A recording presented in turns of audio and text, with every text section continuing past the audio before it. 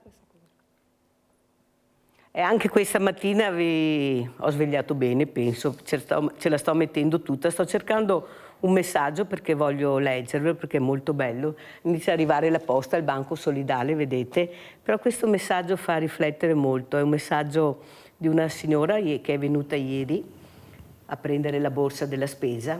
Ciao Mirella, ho pensato di inviarti il mio pensiero. Se poi lo vuoi scritto o lo vuoi diverso, fammi sapere, perché in testa mi è venuta in rima. Il Banco Solidale è eccezionale, perché è certo che non ti vuole perfetto. Ti accoglie nel tuo bisogno e questo non è un sogno. Donare non è facile, ma per i volontari non è così difficile. A volte possono essere stanchi, ma vanno avanti, perché sanno che il loro contributo per te è un grande aiuto. Allora ringraziamo chi ci dà una mano e se anche può sembrare banale, io dico evviva il Banco Solidale. Che bello Viviana, questo l'ha scritto Viviana. Allora vi presento gli ospiti perché merita sentire anche queste persone e ringrazio il sindaco di Casale sul Sile, l'avvocato Stefania Golisciani, grazie buongiorno. sindaco di essere qui con noi. Saluto anche Giovanna Capuzzo, presidente Confederconsumatori Veneto, grazie anche a lei presidente di essere qui. Allora lei ne sa qualcosa di queste persone che non ce la fanno più, di queste famiglie che non riescono più a gestire neppure con 2 stipendi la famiglia, la vita è carissima. E poi non riesco a capire, ho sentito, mi sembra dalla Confcommercio, che tutti spenderanno, ci sono aumenti. Ci dice, ecco, vorrei proprio partire con lei, Presidente Capuzzo, cosa mi dice? È proprio vero che ci sono così tanti soldi, che le famiglie spenderanno tanto? Io dai numeri che ho visto ieri al banco, e non solo i miei, ma anche delle altre realtà che aiutano, ne avevo uno anche ieri ospite di Vicenza, mi sembra un po' strano questi numeri. Prego, Presidente. Sì, allora buongiorno Mirella, ben ritrovati a tutti. In effetti quanto dice lei non è assolutamente corrispondente, ovvero capiamo perfettamente l'ottimismo di alcune associazioni di categoria, ma in effetti la realtà ci restituisce dei dati totalmente diversi. Adesso siamo per esempio nel periodo delle tredicesime, che mentre un tempo potevano essere l'occasione per molte famiglie di lavoratori e pensionati per potersi togliere uno sfizio, secondo uno studio che ha fatto il nostro osservatorio, ai noi queste tredicesimi serviranno fondamentalmente per coprire alcune esigenze che magari le famiglie nel corso dell'anno non sono riuscite appunto ad ottemperare. Infatti nel studio che abbiamo fatto abbiamo valutato che del monte della tredicesima, sia appunto dicevo sia per lavoratori che per pensionati, rimarrà di fatto solo un misero 9,7% del montante da poter utilizzare diciamo per spese diverse rispetto all'ordinario, e con ordinario parlo infatti dei costi che gravano su tutte le famiglie. In questo caso abbiamo valutato alcune voci di spesa che potranno essere coperte appunto da questa entrata, che è di fatto una sorta di boccata d'aria per non poter per tirare fuori dall'affanno i nuclei familiari che, ribadiamo, sono sempre di più quelle in difficoltà in base ai dati che ci vengono restituiti dai vari studi di settore. E abbiamo visto che appunto nel percentuale della tredicesima, gran parte verrà eroso dal costo delle bollette delle utenze, che copriranno circa un 23-25% dell'ammontare, oltre ovviamente a impegni finanziari quali possono essere i prestiti, i mutui, le rate, ai quali purtroppo le famiglie continuano a fare un grosso riferimento proprio perché non riescono con entrate proprie a soddisfare le esigenze della vita quotidiana. Una parte importante, circa un 10-12%, andrà nelle tasse, quindi la Tari, i bolli, per chi ha la fortuna di avere la seconda casa anche la Tasi e l'IMU, visite mediche ed esami clinici coprono quasi un 3%, e poi c'è ovviamente il solito aumento dei prezzi che purtroppo colpisce tutti i generi, in particolare quelli alimentari e anche e soprattutto i generi di prima necessità per l'igiene personale e la cura della persona. E vediamo che appunto nel bilancio familiare i generi alimentari coprono una spesa richiedono un investimento di circa il 20% della capacità d'acquisto, fermo restando che purtroppo si registra sempre una importante discrasia tra l'inflazione, che in questo momento è in rallentamento, ma che non si traduce conseguentemente in una diminuzione dei costi del carrello della spesa, che continua ad essere ancora sostenuto. La ringrazio perché, vede, bisogna anche avere il coraggio di dire la verità, non si può sempre, ecco, imbrogliare le carte, perché come dice lei, poi la persona va a fare la spesa, ecco, guarda cosa ha in tasca e i conti non tornano, è inutile che ce la racconto, basta vedere quando vai al supermercato, anche adesso nel periodo, cosa vedi, non sono più i carrelli di una volta, è inutile che ce la giriamo e che ce la raccontano. Comunque io penso che bisogna anche avere il coraggio di dare i numeri certi, quelli giusti, come ha fatto lei, Presidente Caputo, e la ringrazio. Sentiamo la sindaca Stefania Gorisciani se è d'accordo con quello che ho detto, perché il cittadino è il primo che sente i bisogni dei suoi cittadini, di quello che veramente hanno bisogno. Com'è la situazione? Come la vede, sindaca? Anche io ho registrato una situazione anche in famiglia, diciamo, di ceto medio difficile, perché insomma vedo che ricorrono sempre più a degli aiuti, vedo anche che noi spesso ci troviamo ad erogare magari degli aiuti in riferimento a bollette, come se ne parlava prima, e poi cerchiamo di intervenire in tutti i settori per aiutare proprio le famiglie, perché poi si fa bene a dire che c'è il problema dell'inverno demografico, che non si fanno nascite, ma se poi una famiglia con 2 figli deve appunto ricorrere ai finanziamenti per tirare avanti, è un gran problema. Quindi noi cerchiamo di intervenire con una serie di sovvenzioni, il comune interviene nella mensa scolastica, nel trasporto, nel nido, però anche i comuni non è che possono fare tutto loro, perché le risorse sono sempre quelle e quindi la coperta è abbastanza corta. Cos'è che la preoccupa di più? Cos'è che dicono queste persone che si rivolgono a voi? Perché siete l'unico punto di riferimento, non è che ce ne sono altri, anche perché il sindaco è visto come una figura importante, a mio avviso, è un qualcosa che fa parte del loro percorso di vita. E cos'è che dicono queste persone che quando bussano alla sua porta, sindaca? No, sono preoccupata per il futuro dei figli, è quella la cosa principale.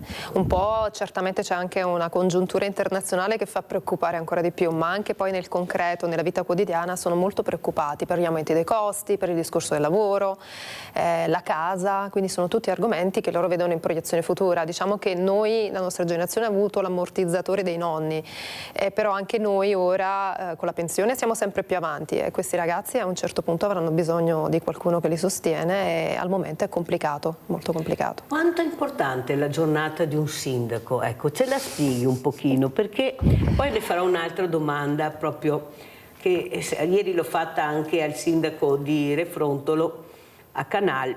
Lui ha dato la sua versione e adesso io voglio sentire la versione dei sindaci che avrò ospite. Ecco, com'è una giornata del sindaco? A che ora inizia? La mia inizia, diciamo, verso le 9:30 perché sono anche mamma e quindi in primis devo giustamente adempiere anche ai doveri di mamma, quindi accompagno anche mio figlio all'infanzia. Dico la verità, è proprio una cosa che voglio fare, potrei delegarla ma non voglio farlo proprio perché bisogna sempre cercare di conciliare la parte di lavoro con la parte della famiglia, soprattutto i bambini in una certa età bisogna seguirli. Quindi io mi sono data come regola, va bene l'incarico, ma almeno andarlo a prendere e andarlo a portare all'infanzia ci devo essere io. Poi la giornata ovviamente la distribuisco, insomma, con l'aiuto dei nonni, santi nonni che ci sono sempre. E, la giornata quindi inizia poi con una valutazione di tutte le cose che sono in corso, in particolare io poi ho anche la delega alle infrastrutture e all'urbanistica, quindi è abbastanza, sì, lavori pubblici e urbanistica, quindi è abbastanza impegnativa, quindi mi prende molto quel settore lì. Però fortunatamente ho con me dei validissimi collaboratori e soprattutto anche il mio vice sindaco che segue tutta la parte del sociale, a cui noi come impronta, come sensibilità abbiamo dato una valenza diciamo superiore a tutto il resto, perché io lo dico sempre, magari i sindaci sono ricordati per le grandi opere, per le opere eclatanti, ma in realtà quello che fa la differenza nell'arco di tempo che abbiamo, che non è tantissimo, 5 anni, è migliorare la vita delle persone, e la vita delle persone si migliora intervenendo tutti i giorni sulle piccole cose. Le grandi cose fanno spot elettorale, ma le piccole cose concretamente aiutano la vita delle persone. Allora, ieri ho fatto al sindaco di Refrontolo Canal questa domanda, perché a mio personalmente, ma anche di persone che ho parlato, pensiero è che un sindaco quando si candida se la giunta non cade, deve fare i 5 anni. Ecco, io trovo assurdo che un sindaco, nel momento che stava svolgendo il lavoro, eletto dai cittadini, se ne vada in regione, partecipi al consiglio regionale. Allora tu fai il sindaco 5 anni, nel momento che non fai più il sindaco poi puoi fare quello che vuoi, ma nel momento che hai deciso di fare il sindaco con i problemi che ci sono, e sappiamo cosa vuol dire un comune commissariato, gliel'ho detto anche ieri al sindaco Canal, perché il sindaco mi ha risposto: Canal, ma il sindaco può delegare. Non è la stessa cosa, ho detto io, non è la stessa cosa. Che si possa delegare qualcosa sono magari anche d'accordo, però la figura del sindaco eletto dai cittadini, quei problemi che sta spiegando questa sindaca, che gli ha spiegati anche molto bene gli impegni che hanno a portare a termine questo mandato, sono tanti. Lei cosa ne pensa? Ma io non demonizzo chi fa questa scelta, perché comunque alla fine poter andare in regione vuol dire portare la voce del territorio a dei livelli più alti, perché molto spesso la nostra voce, la voce del territorio comunale, non arriva a determinati livelli, quindi avere un rappresentante del territorio su determinati consessi tutto sommato aiuta anche le piccole comunità, quindi non la vedo. Certo, se uno al secondo mandato è più semplice, forse al primo mandato è un po' più complicato perché bisogna sistemare le cose, avviarle. Al secondo mandato non sono contraria che un sindaco possa andare in regione o candidarsi per la regione, perché può fare la differenza per il suo stesso territorio e per i territori vicini, quindi da questo punto di vista non so, può andare anche bene. Sentiamo anche la Presidente Capuzzo, proprio come Presidente di questo importante consumatori, cosa dice di questo pensiero di Mirella e di altri, quando uno prende un ruolo così importante, così difficile in questo momento, i bilanci, le spese che devi sostenere. Prego Capuzzo, cosa ne pensa lei? Guardi, sono di fatto in linea con la sindaca, di fatto penso che sia anche una questione del momento in cui avviene l'opportunità di fare, diciamo, questo salto, questo upgrade. Effettivamente nel corso del primo mandato molto probabilmente non può essere una scelta proprio opportuna, fermo restando che comunque se si è scelto una squadra valida, anche insomma la carenza di un sindaco che possa avere con sé insomma un bel gruppo di lavoro potrebbe anche non far sentire la differenza. Effettivamente in un secondo mandato è molto più semplice, e condivido particolarmente il fatto di poter portare in un'istanza superiore una esperienza di fatto fattiva, fatta sul posto, perché molte volte i nostri politici a tutti i livelli insomma razzolano bene e praticano male, probabilmente perché non hanno effettivamente il polso concreto della situazione e a parole diciamo siamo bravi tutti, mentre effettivamente una esperienza fattiva sul posto, quindi effettivamente all'interno di un comune, di una comunità, può portare sicuramente un valore aggiunto nella valutazione di leggi che poi a ricadute vanno ovviamente su tutto il territorio, in questo caso insomma sul territorio del Veneto, dove i cittadini hanno delle esigenze concrete e particolari insomma anche abbastanza urgente. Mi fa piacere soprattutto l'intervento che ha fatto il sindaco sull'attenzione che punta al sociale, perché effettivamente in questo periodo storico abbiamo molto bisogno di puntare sul sociale, di non perdere l'attenzione sulle esigenze e su una crescente vulnerabilità dei nuclei familiari, perché è vero che insomma i comuni cercano di fare quanto più possibile con una coperta che è sempre più corta a sostegno delle famiglie, che sono purtroppo sempre più numerose quelle in difficoltà.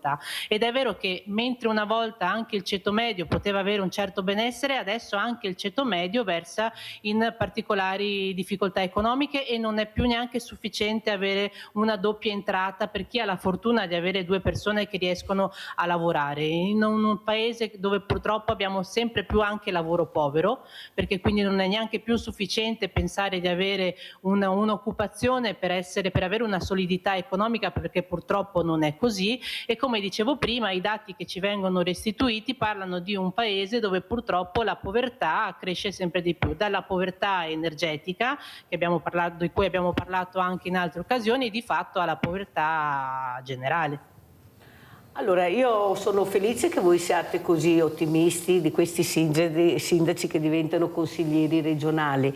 Io vi posso assicurare che quando interloquivo con questi sindaci che erano diventati consiglieri regionali, le risposte che ho avuto erano sempre pazzesche, nel senso non posso fare niente, non sono assessore, non dipende da me, queste erano le risposte che mi davano, perciò ve lo dico chiaro e tondo, sindaci che erano perché non sono assessore e non ho le risposte che tu mi chiedi, perché non mi ascolti. ascoltano, non ho peso. Allora capite bene che io non ci sto a questo gioco. Allora o cambiano registro. Mi sembra adesso che il presidente della regione Alberto Stefani abbia detto invece che ci tiene molto a questo. Vedremo, la partenza sembra buona, però da dire il fare c'è sempre in mezzo il mare, c'è la burocrazia, tanta voglia di fare, poi alla fine, sindaca, lei lo sa benissimo, anche avvocato, poi gli impedimenti arrivano perché le leggi che hanno fatto sono veramente pazzesche.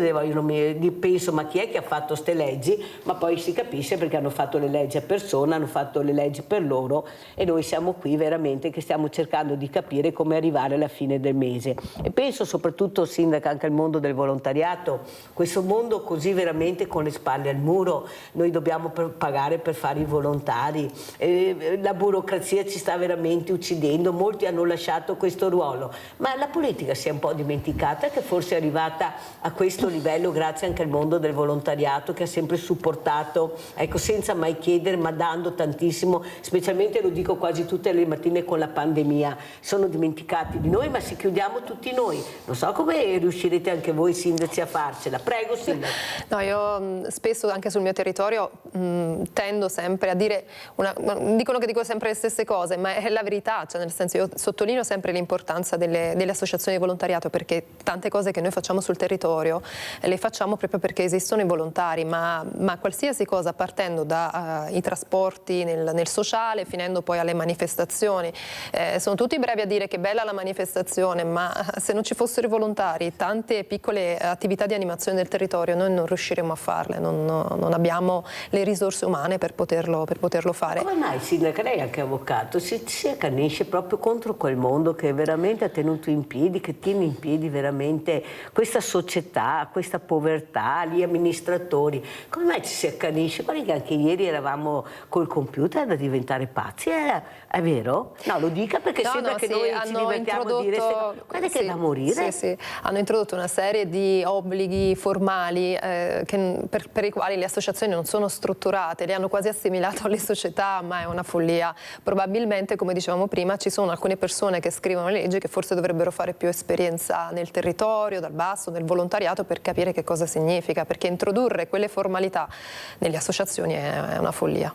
Sentiamo anche la Presidente Capuzzo, questa burocrazia veramente che colpisce anche il cittadino. Ecco, l'altro giorno mi ricordo una persona che mi ha fermato, ha detto, era arrabbiatissima, usciva dalla posta, ha detto non mi hanno dato la raccomandata 3 volte che torno perché hanno sbagliato il nome, perché io non mi chiamo così, cioè il cognome era giusto ma il nome, ma se dico se sono io mi darai sta raccomandata, controlla bene che basta che schiaccia. Era arrabbiatissimo, ma se può continuare così? Presidente Capuzzo, anche qua gli sportelli dalla banca, qualsiasi, uno perde una giornata, vogliono solo online, ma noi abbiamo diversamente giovani che non lo sanno fare, inutile che ce la giriamo, adoperano appena il cellulare e chiamano il figlio, ricevono la telefonata, stop, telemedicina non ne parliamo. Non è che qualcuno ha corso troppo? Presidente, cosa dice lei? Poi risparmio c'è oppure era meglio prima secondo lei? Guardi, condivido pienamente Mirella. Allora, il problema è che c'è la necessità di una importante semplificazione. La burocratizzazione che ha colpito parecchio la realtà del volontariato, lo dico insomma in qualità di presidente di un'associazione di volontariato che quotidianamente deve fare i conti con la burocrazia, e in effetti questa burocrazia sempre più incombente rallenta anche la possibilità di fare iniziative e attività che, come diceva la sindaca, sono attività importanti, e mi permetto di dire che in qualche caso sopperiscono a delle carenze che spetterebbe ad altre realtà attuare, perché in molte circostanze noi interveniamo laddove non ci sono effettivamente delle concrete risposte da dare ai cittadini da parte della politica. E quindi fortunatamente ci sono le realtà associative di volontariato, come per esempio anche, come si diceva all'inizio della trasmissione, il banco alimentare a sostegno delle famiglie, che è una grandissima e importantissima iniziativa. Effettivamente noi stiamo lavorando ai vari livelli per cercare appunto una semplificazione, e concordo con lei il fatto che la digitalizzazione, che inizialmente era stata venduta come la possibilità di semplificare e agevolare la vita del cittadino, di fatto invece la sta complicando. La sta complicando non solo perché siamo in una situazione in cui il cittadino medio non è alfabetizzato digitalmente in maniera sufficiente, ma ci sono anche situazioni in cui proprio è impossibile accedere ai servizi che adesso sono telematici, non solo per la non conoscenza delle procedure e delle modalità di accesso, ma proprio perché fisicamente non c'è la possibilità e molte famiglie non hanno i mezzi per poter accedere a questi servizi. Un problema importante, come diceva lei, non solo quello ovviamente alle poste, dove la burocrazia, vabbè, ma storicamente è stata sempre abbastanza difficoltosa per l'utente medio, ma soprattutto la desertificazione delle banche. Ora le banche, per un tornaconto sicuramente economico, stanno di fatto abbandonando i presidi territoriali, quindi chiudendo sempre più filiali ed affidandosi ovviamente all'home banking e a tutta la gestione telematica di tutto quello che riguarda insomma la vita economica di un cittadino. Ecco, questo pone in estrema difficoltà non solo i soggetti di una certa età, perché pensiamo sempre che le persone in difficoltà siano quelle con un'età avanzata.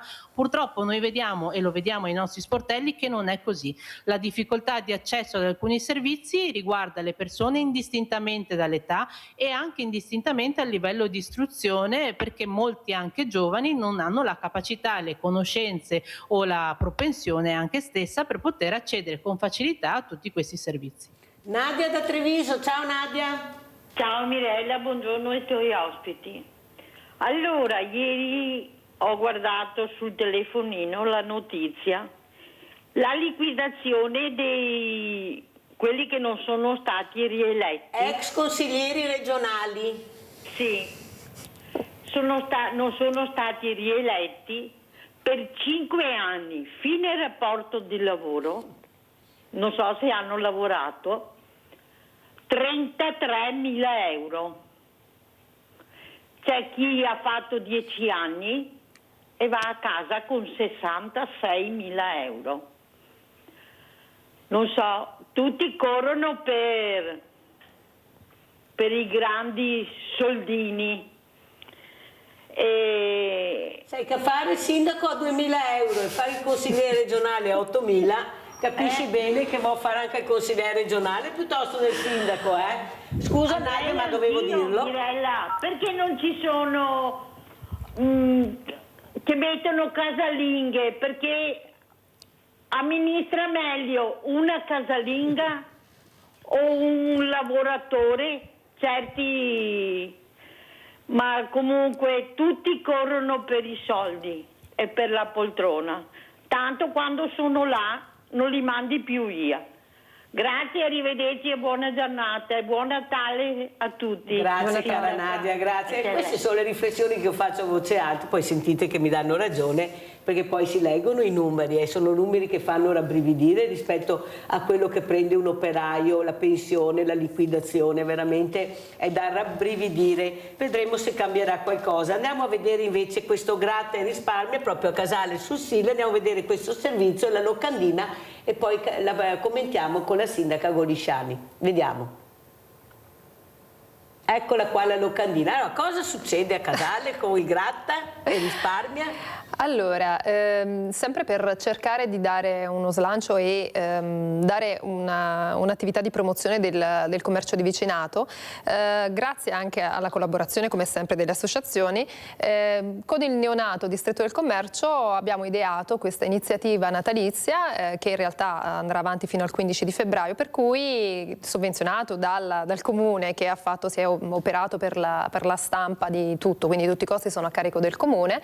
Noi distribuiamo questi gratta e risparmia, il cittadino grattando la parte argentata può trovare degli sconti nelle attività del nostro territorio. Ogni attività ha aderito a una tipologia di sconto, quindi si va dal 10% o magari ai 2 euro nel bar o ai 5 euro o ai 15, insomma ci sono delle fasce di sconto.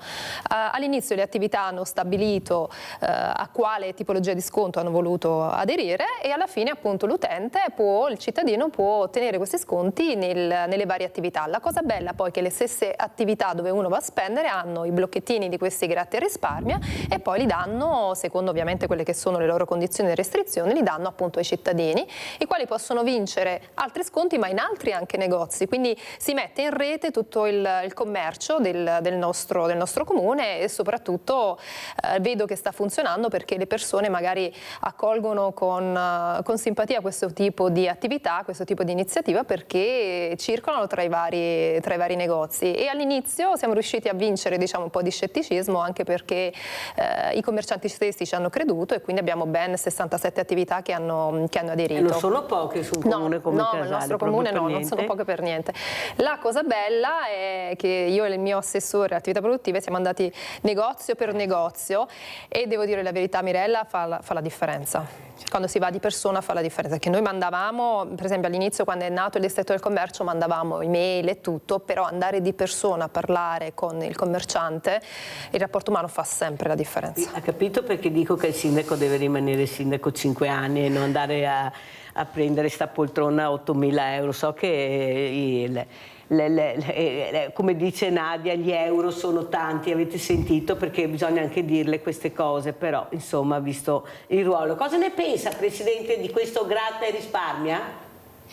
È una grande iniziativa e apprezzo molto, insomma, l'inventiva che ha avuto il sindaco. Magari ce ne fossero tante così, perché ha la doppia positività, nel senso che sia dà un aiuto alle famiglie, ma di fatto sostiene anche le attività produttive del territorio, perché ricordiamo, anche collegandoci un po' a quello che si era detto prima, quindi la digitalizzazione, che purtroppo viene un po' a mancare e a perdere l'importanza e il sostegno che ogni cittadino può dare alle attività produttive del proprio territorio. C'è la necessità di ritornare alla valorizzazione delle attività produttive locali, senza effettivamente ricorrere al solito acquisto online, che effettivamente può essere anche ritenuto più conveniente o più pratico, soprattutto per chi ha una vita frenetica e pensa di non avere il tempo di andare fisicamente all'interno di un negozio. Ma ricordiamo che infatti il benessere di una comunità ricade anche appunto sull'utilizzo e la capacità di valorizzare appunto le attività produttive che ci sono. Quindi ben vengano queste iniziative che di fatto invogliano il cittadino a continuare a sostenere le attività del vicinato, e quindi complimenti Sindaco, una bellissima iniziativa. Eh sì, è proprio vero, Grazie. È brava questa sindaca, infatti li invito, quelli bravi li invito sempre, quelli meno bravi forse un po' meno o per niente. Senta, Presidente Capuzzo, cosa ne pensa invece della parola speculazione? Perché è vero che i prezzi sono aumentati, ma bisognava un po' controllare, invece controllare il mondo e volontariato, magari controllare la speculazione, chi specula, perché i speculatori hanno un nome e cognome. Perché si fa così fatica a colpire gli speculatori? Prego, Presidente. Sì, allora guardi, su questo ha ragione, infatti le speculazioni sono alla base della maggior parte degli aumenti dei prezzi che di fatto risultano ingiustificati. Ci sono vari osservatori in corso sia a livello locale che a livello nazionale, che servirebbero di fatto a segnalare tutte queste forme di speculazione. Il problema è che però fino ad oggi, insomma, non ci sono delle norme mirate che possano effettivamente colpire e sanzionare in maniera pesante e direi anche dovuta tutte queste forme di speculazione. Il problema che per esempio noi riscontriamo per quanto riguarda, e ritorniamo al discorso sul prezzo dei beni nel carrello della spesa, è che c'è una filiera all'interno della quale non sempre è possibile effettivamente monitorare e identificare il luogo preciso della filiera in cui di fatto c'è questa speculazione. Diciamo anche che un po' la logica del mercato aiuta anche queste forme speculative. Un altro esempio che le posso fare, che in questo periodo ha allarmato e incide parecchio sul portafoglio dei cittadini, è quello relativo ai trasporti. Noi comprendiamo benissimo che ovviamente nella logica del mercato, ovvero dove c'è più domanda, i prezzi tendono ad aumentare, però abbiamo verificato che in questo periodo, dove c'è l'esigenza per molti lavoratori o soprattutto molti studenti fuori sede di rientrare presso le loro famiglie per poter godersi almeno alcuni giorni in famiglia, di fatto risulta essere proibitivo poter prendere anche solo un pullman o un treno, non parliamo poi degli aerei, per raggiungere appunto la propria abitazione di origine. Ma non il problema è che in questi casi Presidente, devo facciamo correre perché purtroppo il tempo è tiranno, ma non pensa invece che il sistema è in marcia, è saltato il tappo? Perché non andiamo da nessuna parte, cioè qui continuiamo ad avere gli stessi stipendi, le stesse pensioni, e con degli aumenti pazzeschi. Cioè tu, è come si diceva, prendi un treno, poi a vedere andata e ritorno cosa costa, l'aereo non ne parliamo, la macchina poi. Allora capisci che non può continuare così, perché prima o dopo qualcosa cambierà. Diciamo che ci sono più poveri che ricchi. Il problema è che pochi ricchissimi hanno in mano i poteri forti, che sono i poteri forti, gli speculatori hanno in mano il mondo, questa è la verità. L'alta finanza, ma nessuno dice niente, non è la politica, è l'alta finanza che comanda, è la massoneria che comanda. E noi cosa facciamo? Cosa possiamo fare? Dobbiamo sempre pagare, guai parlare. Ecco, vediamo chi ha il coraggio di parlare come viene visto. Però sa Capuzzo, io sono fiduciosa sui giovani, non c'è niente da fare. Io darei il voto ai sedicenni, tanto per dirlo, e l'ho detto tante volte, perché sono in grado di votare, sono in grado di capire, sono bravissimi. Come li mettiamo col motorino, il patentino, possiamo anche farli votare, vedremo cosa voteranno, ma questo voto fa paura. Per quello non glielo danno, non perché non sono preparati, perché sanno benissimo che potrebbero cambiare e rivoluzionare, perché questa è la realtà. Io ho fiducia nei giovani. Sindaca, lei ha fiducia nei giovani? Moltissimo, io mi trovo spesso anche con ragazzi, con bambini più piccoli, e conoscono più loro di come funziona il comune, anche le istituzioni maggiori, che non le persone più adulte. Spesso loro sanno la differenza tra consiglio e giunta, se lo chiediamo a un adulto spesso non lo sanno, quindi tutto parte dalla formazione, dal voler imparare, dal voler conoscere le cose. Di solito i giovani sono più curiosi, mettiamola così. E se li intrighi magari, ecco, apprendono ancora meglio. Abbiamo Piera da Bagnoli, poi andiamo in pubblicità. Vai Piera. Piera? Pronto? Piera? Non la sento. Allora andiamo in pubblicità, vediamo. Piera? A tutti gli ospiti, Mirella. Eccola qua. Volevo dirti che i sindaci, se vogliono, fanno molte cose, perché da quando è andato su questo sindaco c'è un paese che fa schifo. Io? Bagnoli. Sì. Bagnoli di sopra, Mirella, Bagnoli di sono sotto. Piera di Bagnoli. Sento parlare, posso Prego Piera. Ecco, io ho detto che ci sono molti sindaci che hanno molte possibilità di fare e non le fanno. A Bagnoli, da quando è andato su questo, fa quello che vuole, un paese trasandato, pieno di erba anche in centro, Mirella. Quando gli si dice un qualche cosa, ride come sbeffeggiare le persone. Ho chiesto di portare un bidone per mettere l'olio che si butta. Non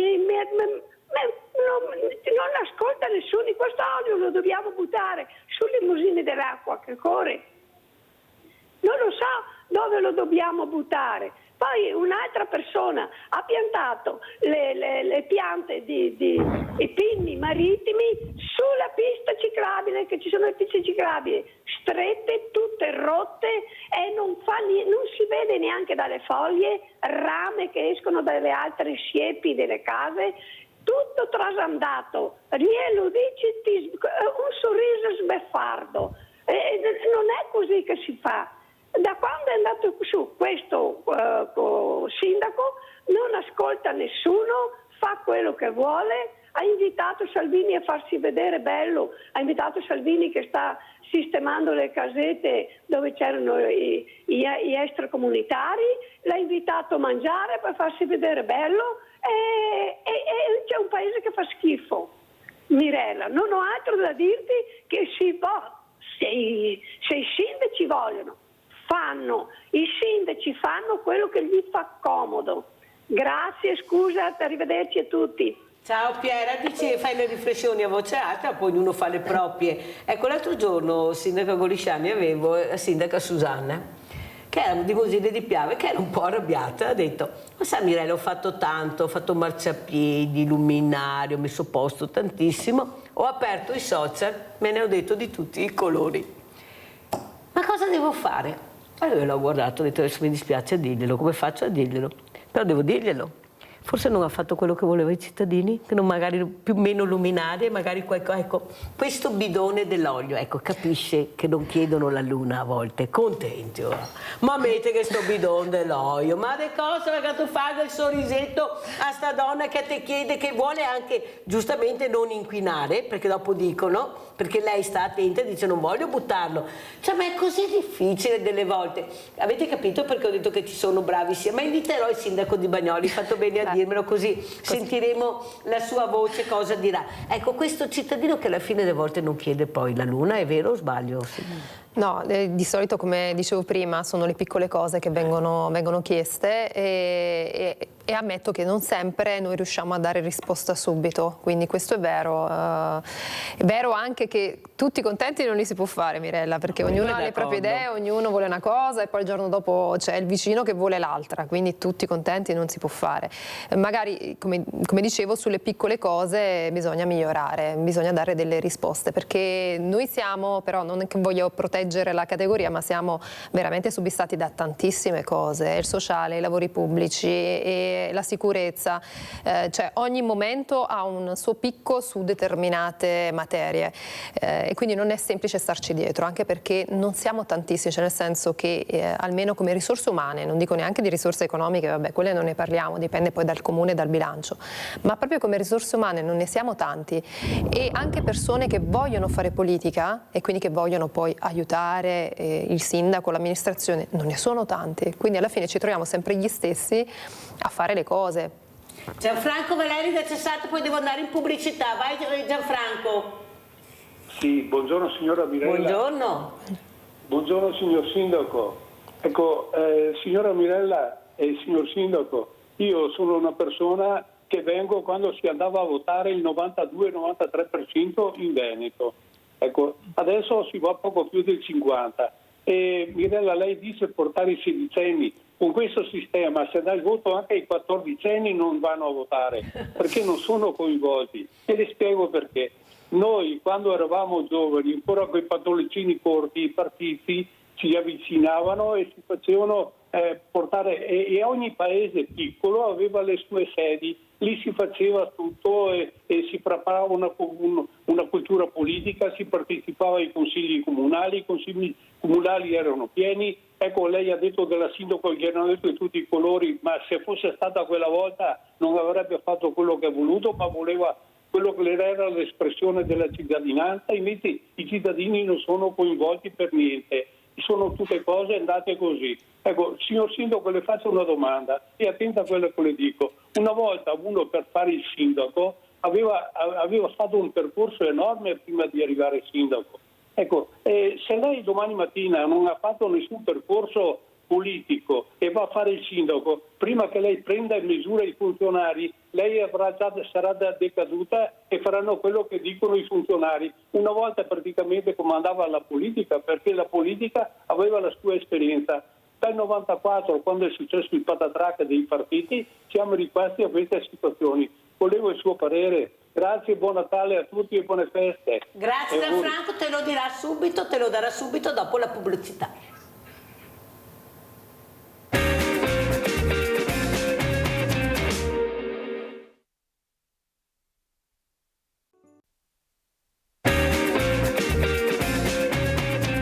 Rispondiamo al nostro Gianfranco Valeri con la sindaca Stefania Golisciani di Casale sul Sile.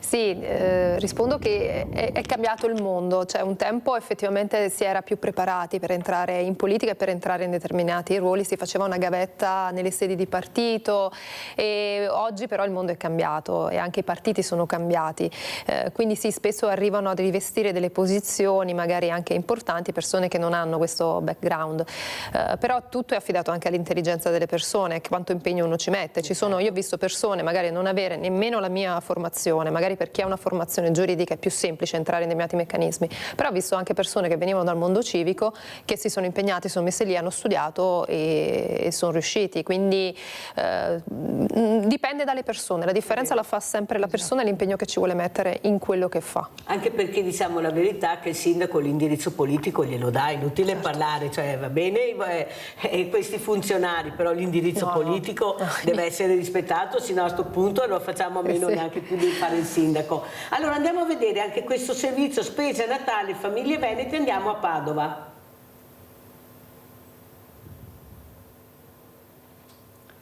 Abbiamo Mirko da Padova, mi dicono, e poi andiamo a Padova con le spese di Natale delle famiglie. Vai Mirko! Buongiorno signora Mirella. Buongiorno. Telefono principalmente per fare i migliori auguri di buon Natale, ma Grazie. proprio di cuore, perché lo merita tutto per quello che fa.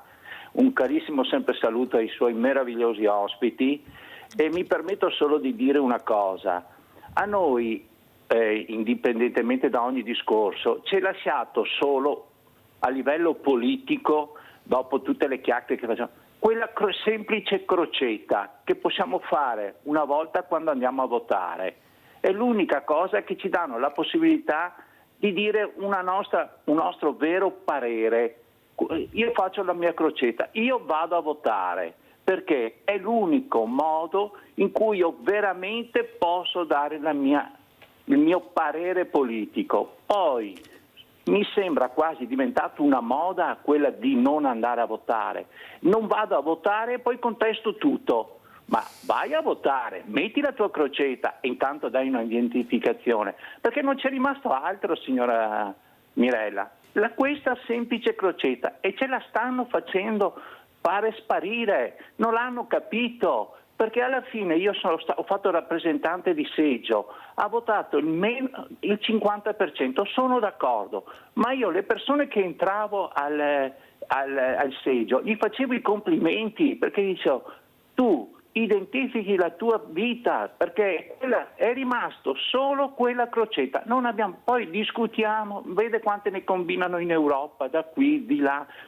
A noi realmente, a parte le parole, di vero, di concreto, abbiamo solo quella crocetta.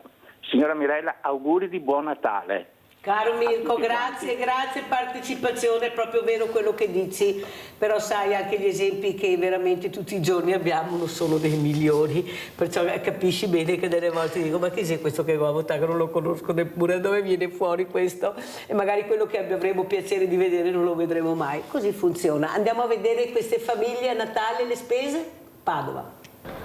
Il Veneto si conferma tra le regioni più dinamiche nei consumi di fine anno. Secondo le ultime stime dell'Ufficio Studi di Confartigianato, a dicembre la spesa delle famiglie raggiunge i 2 miliardi 267 milioni di euro, pari all'8,5% del totale nazionale. Il ruolo dell'artigianato è centrale. In Veneto il 37% degli addetti opera in settori direttamente legati alla domanda delle festività. Sono oltre 30.000 le imprese artigiane coinvolte, con più di 107.000 addetti nei comparti del cibo, della moda, del legno arredo e della manifattura artistica.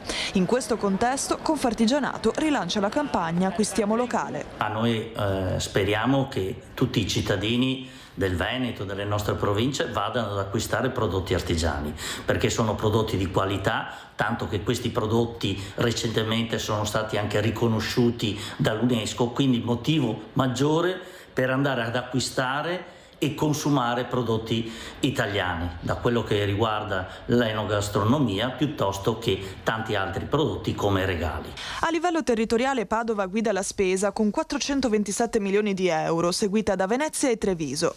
Il comparto alimentare resta il motore principale, sostenuto anche dall'export, che nei primi mesi del 2025 mostra segnali di crescita, soprattutto nei prodotti dolciari. Sempre più in voga anche i servizi alla persona. Quello che è il consumo di prodotti, quindi di servizi, in questo caso che riguardano la persona, anche in questo caso bisogna andare da figure professionali che abbiano fatto dei percorsi, che abbiano una sede, che siano regolari in tutto. Ecco perché gli artigiani rappresentano questa regolarità e questa capacità di fare servizi di alta qualità e quindi che sappiano valorizzare il loro prodotto, ma soprattutto dare una garanzia alle persone che ne usufruiscono. Questo è importantissimo per la qualità della vita che tutti noi vogliamo. Abbiamo Mirella da Riese e poi andiamo dalla Presidente Giovanna Capuzzo. Vai Mirella, veloce. Ciao Mirella, buongiorno ai suoi ospiti. Allora, giorni scorsi mi è arrivato una pubblicità su un messaggio ed era scritto: ecco, che c'è una novità per i cani e i gatti. Un panettone prezzo 4,90. ingredienti senza zucchero e senza cioccolato. Ecco, io sono stata basita, una cosa fuori dall'altro mondo, che un cane deve mandare il panettone, il cane, il gatto, e non pensano agli anziani che non hanno neanche un panettone da comprarsi. È una vergogna, è una vergogna. E pensate, siamo in difficoltà tutti quanti. Grazie Mirella, Ciao, fa le riflessioni a voce alta, grazie. Sentiamo allora Federconsumatori con Giovanna Capuzzo, la Presidente, come commenta il servizio, queste parole di questi diversamente giovani con le pensioni bassissime, è vero, perché mi chiedono anche ieri, poveretti, il caffè non ce la fanno, l'olio extravergine di oliva che ho dato ieri, non vi dico, la bottiglietta sembrava che te che dassi Remida, mamma mia. Prego Presidente Capuzzo. No, guardi, ribadiamo quanto detto prima. Allora, l'ottimismo che viene registrato relativamente ai consumi potrebbe anche essere sostenibile. La questione sarebbe un po' da analizzare in maniera diversa, ovvero capire dove le famiglie recuperano i soldi necessari per ricorrere, come è stato detto, agli acquisti di generi alimentari piuttosto che regali o quant'altro. Perché guardi, noi ai nostri sportelli vediamo un aumento considerevole di persone che, come è già stato detto prima, ricorrono con eccessiva facilità al credito al consumo e altre forme di finanziamento, piuttosto che privarsi di alcuni sfizi, ma a volte purtroppo per far fronte proprio alla vita quotidiana. Vediamo molte famiglie che ricorrono appunto ai finanziamenti per potersi curare, per poter garantire al figlio una vita migliore, per poter garantire uno studio, per potergli garantire di spostarsi da una città all'altra, a volte anche per cercare semplicemente un'occupazione che magari non trova nella città di residenza. Quindi un dato che potrebbe essere utile da poter analizzare, al di là appunto della mole di acquisti che vengono fatte dalla famiglia, è capire dove le risorse vengono reperite, perché come abbiamo già detto e ribadiamo, il potere d'acquisto delle famiglie si sta riducendo sempre di più. C'è un'inflazione che, seppur rallenta, ma è pesantissima sulle tasche dei cittadini, e purtroppo c'è la necessità di avere delle riforme, degli aiuti che non siano a spot, come purtroppo o anche per fortuna sta succedendo, ma ci vogliono ovviamente delle riforme che siano strutturali per poter far sì che le famiglie riescano in serenità ad affrontare ovviamente la propria quotidianità. Grazie veramente, grazie a Giovanna Capuzzo, Presidente Federconsumatori del Veneto, di essere stata con noi. Come avete sentito ha dato dei numeri reali, certi, veri. Ecco, ha fatto capire veramente che la realtà è ben diversa da quello che qualcuno vuole propinarci, ma non siamo stupidi, lo sappiamo benissimo, perché basta andare a fare la spesa e quando ritorni a casa dici. Pensi che l'altro giorno, Presidente, una signora si è rifatta a fare il conto dal fruttivendolo e non ci credeva di aver speso tutti quei soldi, l'altro no, non ci credo. A voce per voce ha voluto che glielo dicesse, e alla fine ha detto: io non avrei mai immaginato per queste cose di aver speso, perciò capite, la realtà è un'altra. Grazie veramente anche all'avvocato Stefania Gorisciano, sindaco di Casale sul Serio, di essere stati con noi. Auguri. Grazie, auguri a rimanga tutti. Sindaco 5 anni, non vada in regione, poi andrà la prossima volta, anche se con questi soldi sono veramente intriganti, 8.000 euro rispetto ai 2.000, ai 1.500, capite bene che salto. E noi saltiamo. Pubblicità, grazie. Buone feste. Grazie.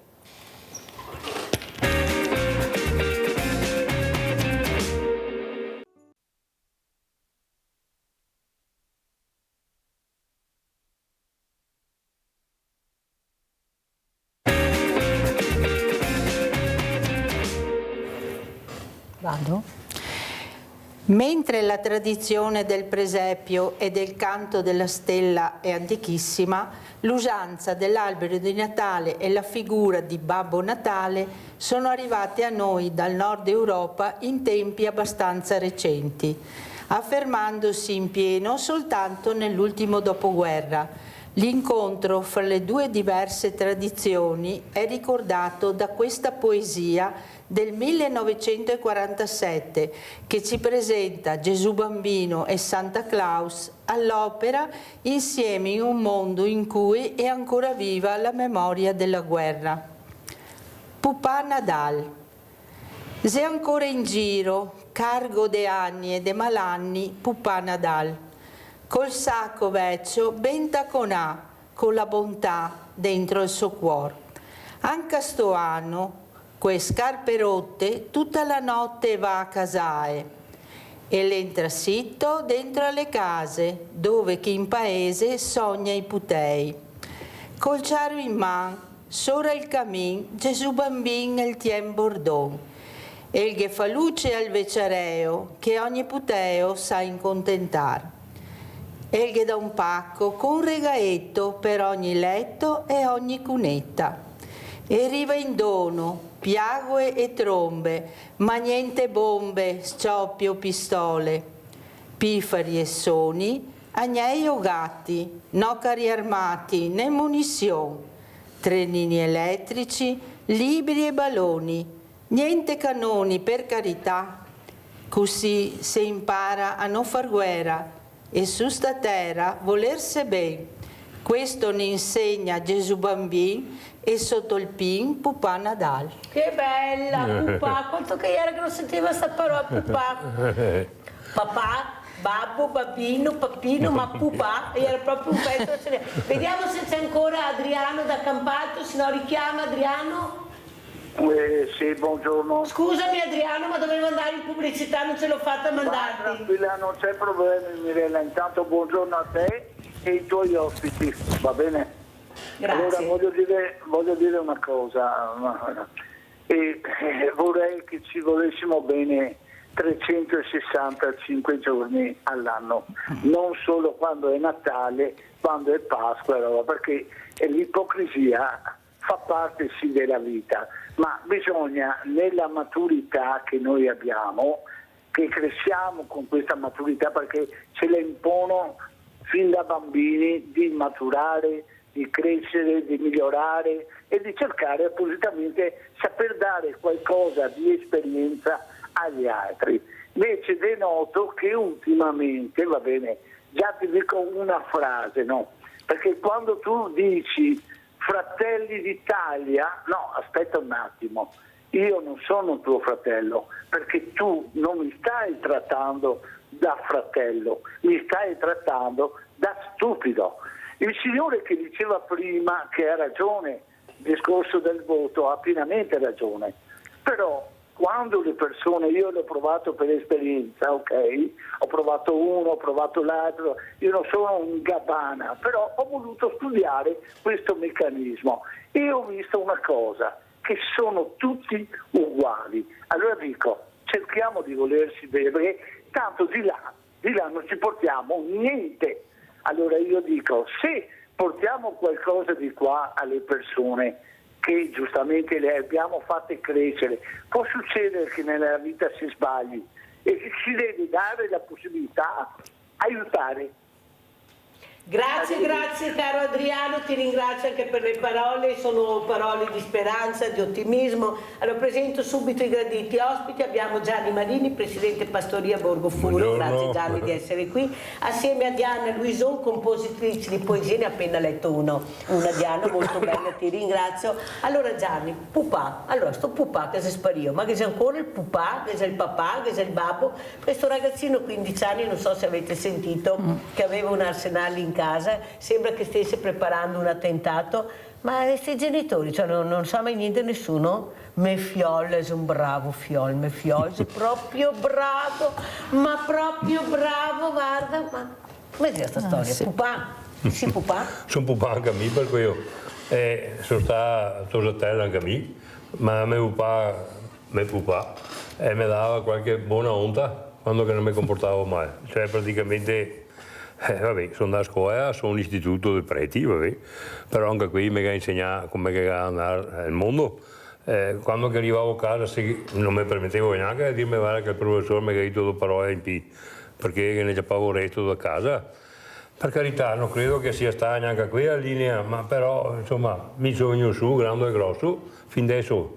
Non sono mai da dentro, cerco di far meglio possibile, ma anche per questo che merita di viva, ma insomma così secondo me, però purtroppo il tempo sembra cambiare, Mirella, non so neanche a me cosa dirti, che c'è qualcosa che non funziona, però in realtà non è tanta colpa delle istituzioni, dei genitori, queste famiglie che non esiste più, purtroppo così è. Ma se poi proprio non veda niente, come si fa a non vedere niente? A non cercare di capire chi che è sto fiol, come che si comporta, sta camera come che si è messa, va bene che sia privacy, adesso anche io ho la privacy, guai, ma sei ancora minorenne, ma per me che bisogna Diana, cosa è che tu dici? È una cosa molto grave secondo me. Ho visto ieri sera per televisione, dico, a 15 anni, un arsenale, faceva armi. Andiamo a vedere il servizio così dopo lo commentiamo perché fa veramente riflettere. 15 anni terrorismo, la Digos l'ha beccato. Andiamo a vedere. Diffondeva messaggi di odio e incitava alla violenza. Nel mirino di un 15enne italiano vicino agli ambienti di estrema destra suprematista, stranieri ed ebrei. Gli investigatori hanno fatto irruzione nell'abitazione del giovanissimo ed hanno trovato e sequestrato numerosi componenti di facile reperimento pronti per l'assemblaggio e compatibili con la realizzazione di armi e ordigni artigianali. Sono stati inoltre trovati fogli manoscritti con disegni di armi e parti di armi e indicazioni per il confezionamento di munizioni artigianali. Il 15enne di buona famiglia residente fra Montebelluna e Castelfranco, su disposizione della Procura della Repubblica presso il Tribunale per i minorenni di Venezia, è stato arrestato. Le accuse gravissime: istigazione a delinquere ed apologia di reati di terrorismo, nonché di autoaddestramento e addestramento con finalità di terrorismo, tutti aggravati dall'uso del mezzo telematico.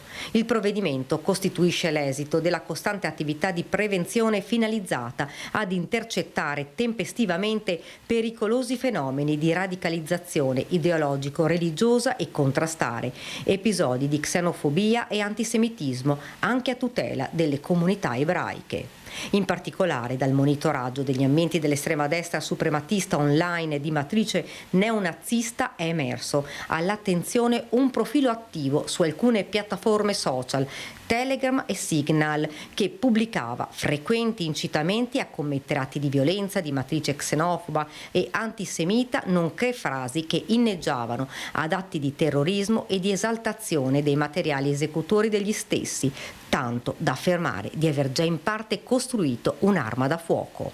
Massimo riservo degli investigatori che stanno continuando ad indagare e che presto potrebbero portare ad ulteriori importanti risvolti.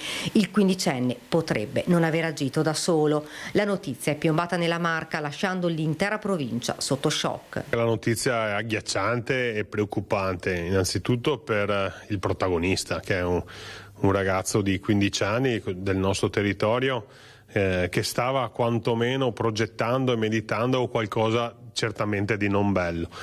Siamo tra l'altro reduci da immagini che arrivano dall'Australia, altre situazioni che arrivano dagli Stati Uniti che lasciano sempre lo sgomento, e pensare che qui nel nostro territorio uno dei nostri ragazzi possa solo pensare di cominciare a progettare qualche gesto estremo costruendosi una pistola, credo francamente sia preoccupante. Un quadro indiziario da cui è emerso chiaramente l'avanzato stadio di radicalizzazione ideologica maturato dal giovane trevigiano. Dobbiamo tutti richiamare un po' allo spirito di comunità, alla responsabilità e soprattutto abbassare i toni. Forse anche il dibattito politico non aiuta a raffreddare certi spiriti, e quindi è un appello alla responsabilità da parte di tutti.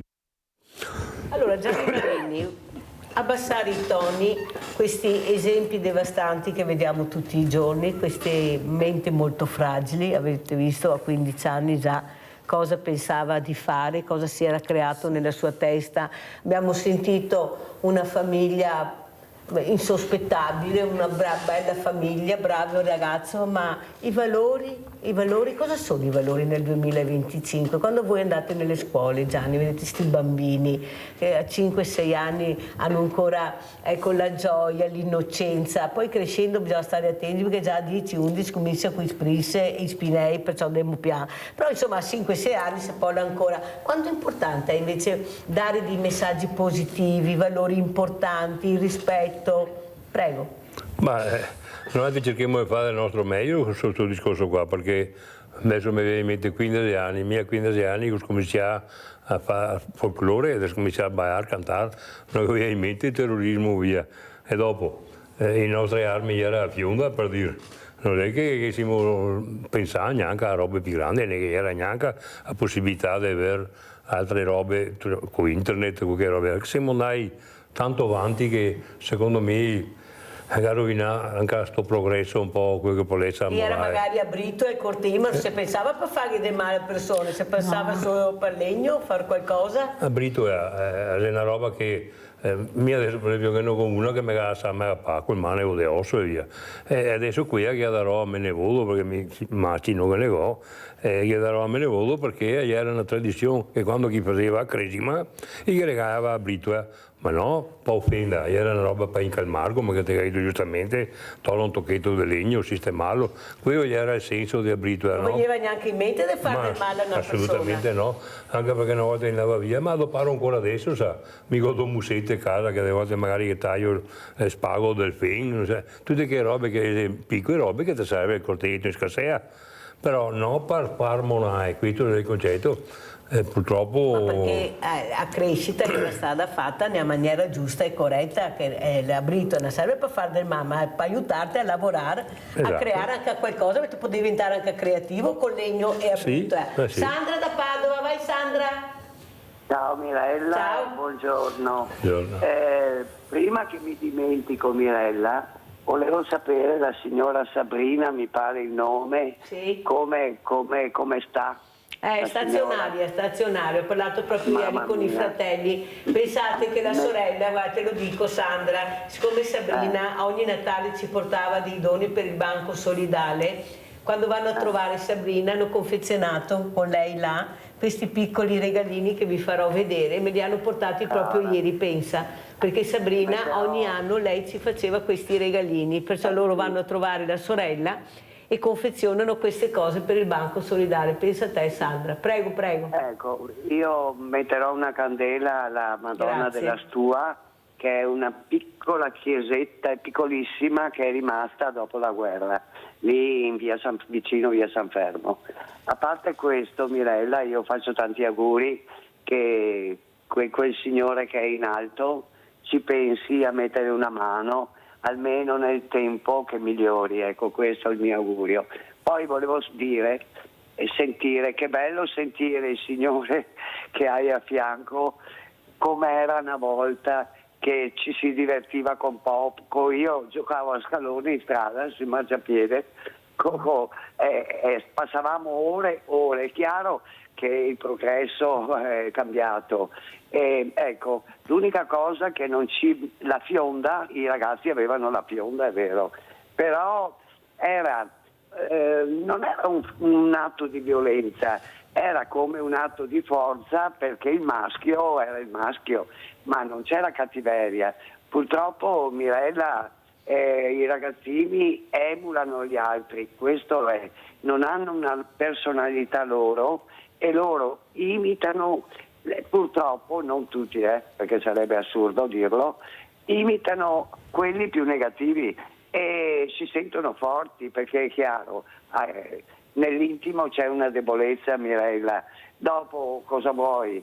I figli non è facile crescerli al giorno d'oggi, non è facile instradarli, perché anche tanti genitori, per quanta buona volontà, perché non si può sempre dare la colpa ai genitori, i ragazzi, lo sai anche te, quando sono fuori, il branco, la compagnia, e purtroppo magari deviano. Poi per il fatto che è successo lì di sto ragazzo che parlava il sindaco è grave, però bisogna anche forse far capire a sto ragazzo che non è così la vita è diversa, è fatta di sacrificio, è fatta di progettualità future. Purtroppo Mirella, il mondo è cambiato e io spero che ci sono tanti ragazzi di buona volontà, i tuoi e tanti altri, perché sento tante persone che si danno da fare, giovani, meno giovani. Poi volevo tra parentesi dire una cosa, Mirella, scusa se ti occupo il tempo, che hai sempre giustamente gli ospiti che devono parlare. Io ho una collezione che ho preso tantissimi anni fa, sarà 30 anni, 40 anni, non mi ricordo neanche. Con mio marito eravamo in Toscana a fare un giro ad Arezzo, che ci sono tutti i mercatini più belli. E ho comprato questa collezione da una signora molto anziana che non aveva figli e che vendeva, ti dico per proprio poco, oste bamboline che sono una meraviglia. Io vorrei spedirtele, ma sai perché, Mirella? Tu hai tanti giovani, diversamente abili, e questo, magari ognuno se ne prende qualcuno, o se no fanno un mercatino, si organizzano, perché ci sono le possibilità di fare un mercatino e il ricavato va a chi ha bisogno, Mirella, perché grazie cara Sandra. Poi parleremo in futuro. Adesso non so se riuscirò a mandarti sta benedetta parrucca, se non è entro le feste la manderò dopo. Va bene, grazie cara Sandra, sempre graditi, grazie cara Sandra veramente per questi pensieri che avete anche per il Banco Solidale e per queste persone. Gianni, com'è la situazione a dicembre 2025? Facciamo un po' il bilancio della pastoria del Borgo Furo, com'è andata? Noi vorremmo ringraziare Dio perché primo siamo 47 persone quasi in costume e deve aumentare il numero. Sì, e abbiamo la fortuna di avere dei bravi ragazzi giovani anche, ringraziando Dio delle stanche e gli anziani, perché quelli si portano avanti i mestieri, quelli che polezza un po' la manualità che noi altri vogliamo insegnare anche a quei giovani. Avevamo uno, per esempio, un ragazzo di 15 anni, diceva un amore, che io... Vediamo se il nostro regista se può trovare qualche baetto di pastoria, visto che non ho niente, vediamo se riusciamo a trovare un baetto di pastoria. Sì. Prego. Sì, sto trovato, dicevo, è un po' quello che noi vogliamo, non più bene perché vogliamo bene a tutti, ma io frequento sia gli anziani che i giovani, che praticamente tornando a questa faccenda di Tosati come chi si è abituati. Adesso che abbiamo cominciato a fare sfiate per Treviso, domenica scorsa che abbiamo fatto qui con Giuseppe e Maria, con Mussetto, e andammo a trovare casa, praticamente andammo sulle varie osterie che c'è a Treviso, domandando ospitalità. E in i nostri tabari, con il nostro costume, a sto Tosato che si arriva in bicicletta perché non abita tanto distante dal centro, col tabaro, questo fammi un piacere. Cavati il tabaro, mettiti un giubbotto, perché se ti vede col tabaro, ti sa che Tosati, comincia a dare, guarda quello come sei vestito, e dai che anche sei rabbioso, questo che delle volte non ti dai alito, a parole. Perché sì, c'è un pensiero anche sotto caso qua, perché sti Tosati che magari ora si contenti di avere un senso di partecipazione, però dopo magari viene bloccati. Però perché... scusa Gianni, mi pare che anche quando che te va verso diciamo, il Trentino Alto Adige e anche quando che te va da Toscana in giù, cioè queste tradizioni ora fa parte della loro cultura. Noi altri metterci un cappello, i nostri noi altri, i giovani, di tradizione, Maria Vergine guai, cioè come che ti hai detto, come mai che c'è questa diversità? Forse qua che si massa tanto ed è che c'è quasi niente o poco, oppure che c'è proprio il valore della tradizione, perché mi vedo, noto queste robe qua. Ora se metti i vestiti di tradizioni tranquillamente. A domenica? Sì, certo, ma non occorre andare tanto distante a Cortina, per esempio, o se no anche in Friuli, in Carnia, e va messa la domenica in costume. Esatto. Sappada, anche mi viene in mente che... il Veneto, come c'è il Veneto? Purtroppo no. Per esempio domenica, cosa sarà domenica fa, non mi ricordo su quale cerimonia, comunque che c'è la nostra, diciamo la nostra componente, la giovane nostra componente, che è la mamma ucraina, che fra l'altro ha fatto a impersonare Madonna domenica scorsa, perché vogliamo anche un po' che Maria, Vergine Maria, interceda per questo pastrocchio della guerra, ben importa. Ecco, questa donna per esempio si era vestita con maglietta del suo paese, è venuta a messa con qui, a me ha fatto un piacere da morire. Guido, guarda che bello, è nostro e non niente. Niente a fare, è vero, è vero. Allora Diana, è meglio che leggiamo un'altra poesia. Dai, allora, questa poesia, il titolo è Nadal. Del Nadal, go un sogno così fatto, tutti de casa, sarai su il caldetto, un bel pranzo, mostarda e mandoiato e magari in canton un albaretto. Pien de ciari e de regai, lastre panae, neve che fioca e a colpi una campana che diga al mondo che il bambino è nato. Ecco il mio sogno che ho sempre fatto. E non pensar a tutti quei regai che in cuore nel mondo se fa tanta gente. Se pari fioi dei pori disgraziai, anche in cuore de Nadal non se fa niente. Pori putei, che bastaria una rama storta di un qualunque pin, da impissar do candee, coso mamma, ma noi gaschei per Gesù bambì. E allora maledisso a sti doschei, che mi permette di impissare a stua, potevo torghe, maie a dei putei, calze de lana per la carne nua, pan da sfamarli, scarpe per la neve, illuminarghe un po' il sonadal ed insegnare quaco fa fradei, ecco il mio sogno se che avesse schei. Come te vedi queste poesie, Diana? Beh, scritte da persone però ti dai spunto. e dico, cioè, letti, sì, molto, specialmente anche a questa, sento molto. E quando cioè, dentro di te ti sentito che ti piaceva leggere queste poesie in dialetto, capire il significato del Nadal, di povertà, di tradizione, perché vedo che ti ha un bellissimo vestito da pastoria.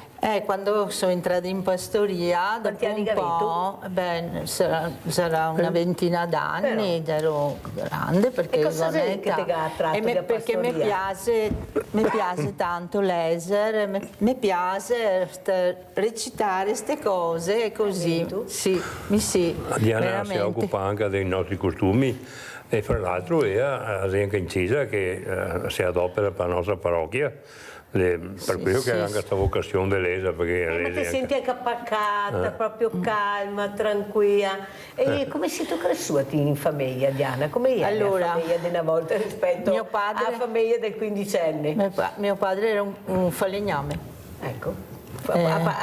Visto che abbiamo detto qua Brito, Sì, mio padre era un falegname e l'ha imparato il lavoro a Venezia, quindi faceva cose antiche, restauri, faceva le casse di violini mio padre, da ragazzo, sì. E sono cresciuta che quando finì a quinta elementare sono andata a lavorare. E ho lavorato fino a 2 anni fa. Basta. Perché quando che sento Diana, io non sono mica tanto d'accordo, che è difficile fare il genitore. Ma una volta come facevi? Mica aveva 10 fioi, mica aveva da mangiare, mica aveva da vestire. E poi veniva su bene questi fioi, sì. Cioè il genitore gli era autorevole, autoritario, e se bastava una uzzada, ma anche a mamma, non solo il papà, anche a mamma che aveva l'autorità, o sbaglio Diana? Cosa sei che te vedi? Per dire, i miei genitori mi hanno sempre vissuto bene, non mi mai c'è dato le botte, così, né a me e neanche a mio fratello, perché ho un fratello. E siamo vissuti, siamo vissuti umilmente e basta. Cioè, tutta sta roba che sento mi sorprende veramente. Per fin possibile? Per fin possibile. Per fin possibile non vede neanche più un biglietto con i briantini, cosa gatto, quell'albero di Natale ciappa. Mirella, proprio te vedo una bella roba. Noi insistiamo, il nostro gruppo, di fare ancora i bigliettini, quelli dei auguri, perché una volta restavo incantati. Questi bigliettini che ti arrivava, uno con la casetta piena di neve, un altro col pupasso, giustamente con i brillantini. Era questo insistiamo a fare questi bigliettini in modo che magari non so, ma sensibilizziamo chi che a caro tornare come una volta. Ti faceva fare i bigliettini, ti faceva chiamare il disegno, dopo te li mettevi, quanto bello ieri, ti sentivi proprio l'atmosfera. Sì, e adesso tu mi dicevi prima come che siamo giappai con la nostra attività. Adesso al prossimo sabato siamo a Treviso ancora, qua c'è la stia per esempio, che è un'altra tradizione che era in uso nelle nostre zone, che portare gli auguri, o se no questi pastori idealmente andava verso la capanna perché vedeva la stia cometa e gli dicevamo auguri e dopo il giorno 24 famo per esempio il consueto del 31 anni che famo in Piazza dei Signori che ha qui i nostri mestieri. Che vogliono vedere per esempio vivente di Pastoria del Borgo Fura in Piazza dei Signori sabato No, il giorno 24. Il 24 la vigilia, allora cosa mercoledì? Mercoledì, sì. E invece sabato femo a Cerastia, era sabato a Cerastia. Cosa sia Cerastia per chi non lo sa? Praticamente una volta gli portava questa stea gigante che girava attorno e raffigurava la stea cometa, che praticamente la stea cometa era quella che indicava Capanna per andare a trovare Gesù bambino, che se arriva a Capanna sta per primi i pastori. Noi impersoniamo pastoria del Borgo Puro, siamo nati 36 anni fa suonando pipe, zampogne, e quindi siamo i pastori che va verso a Capanna, che dopo troveremo il giorno 24.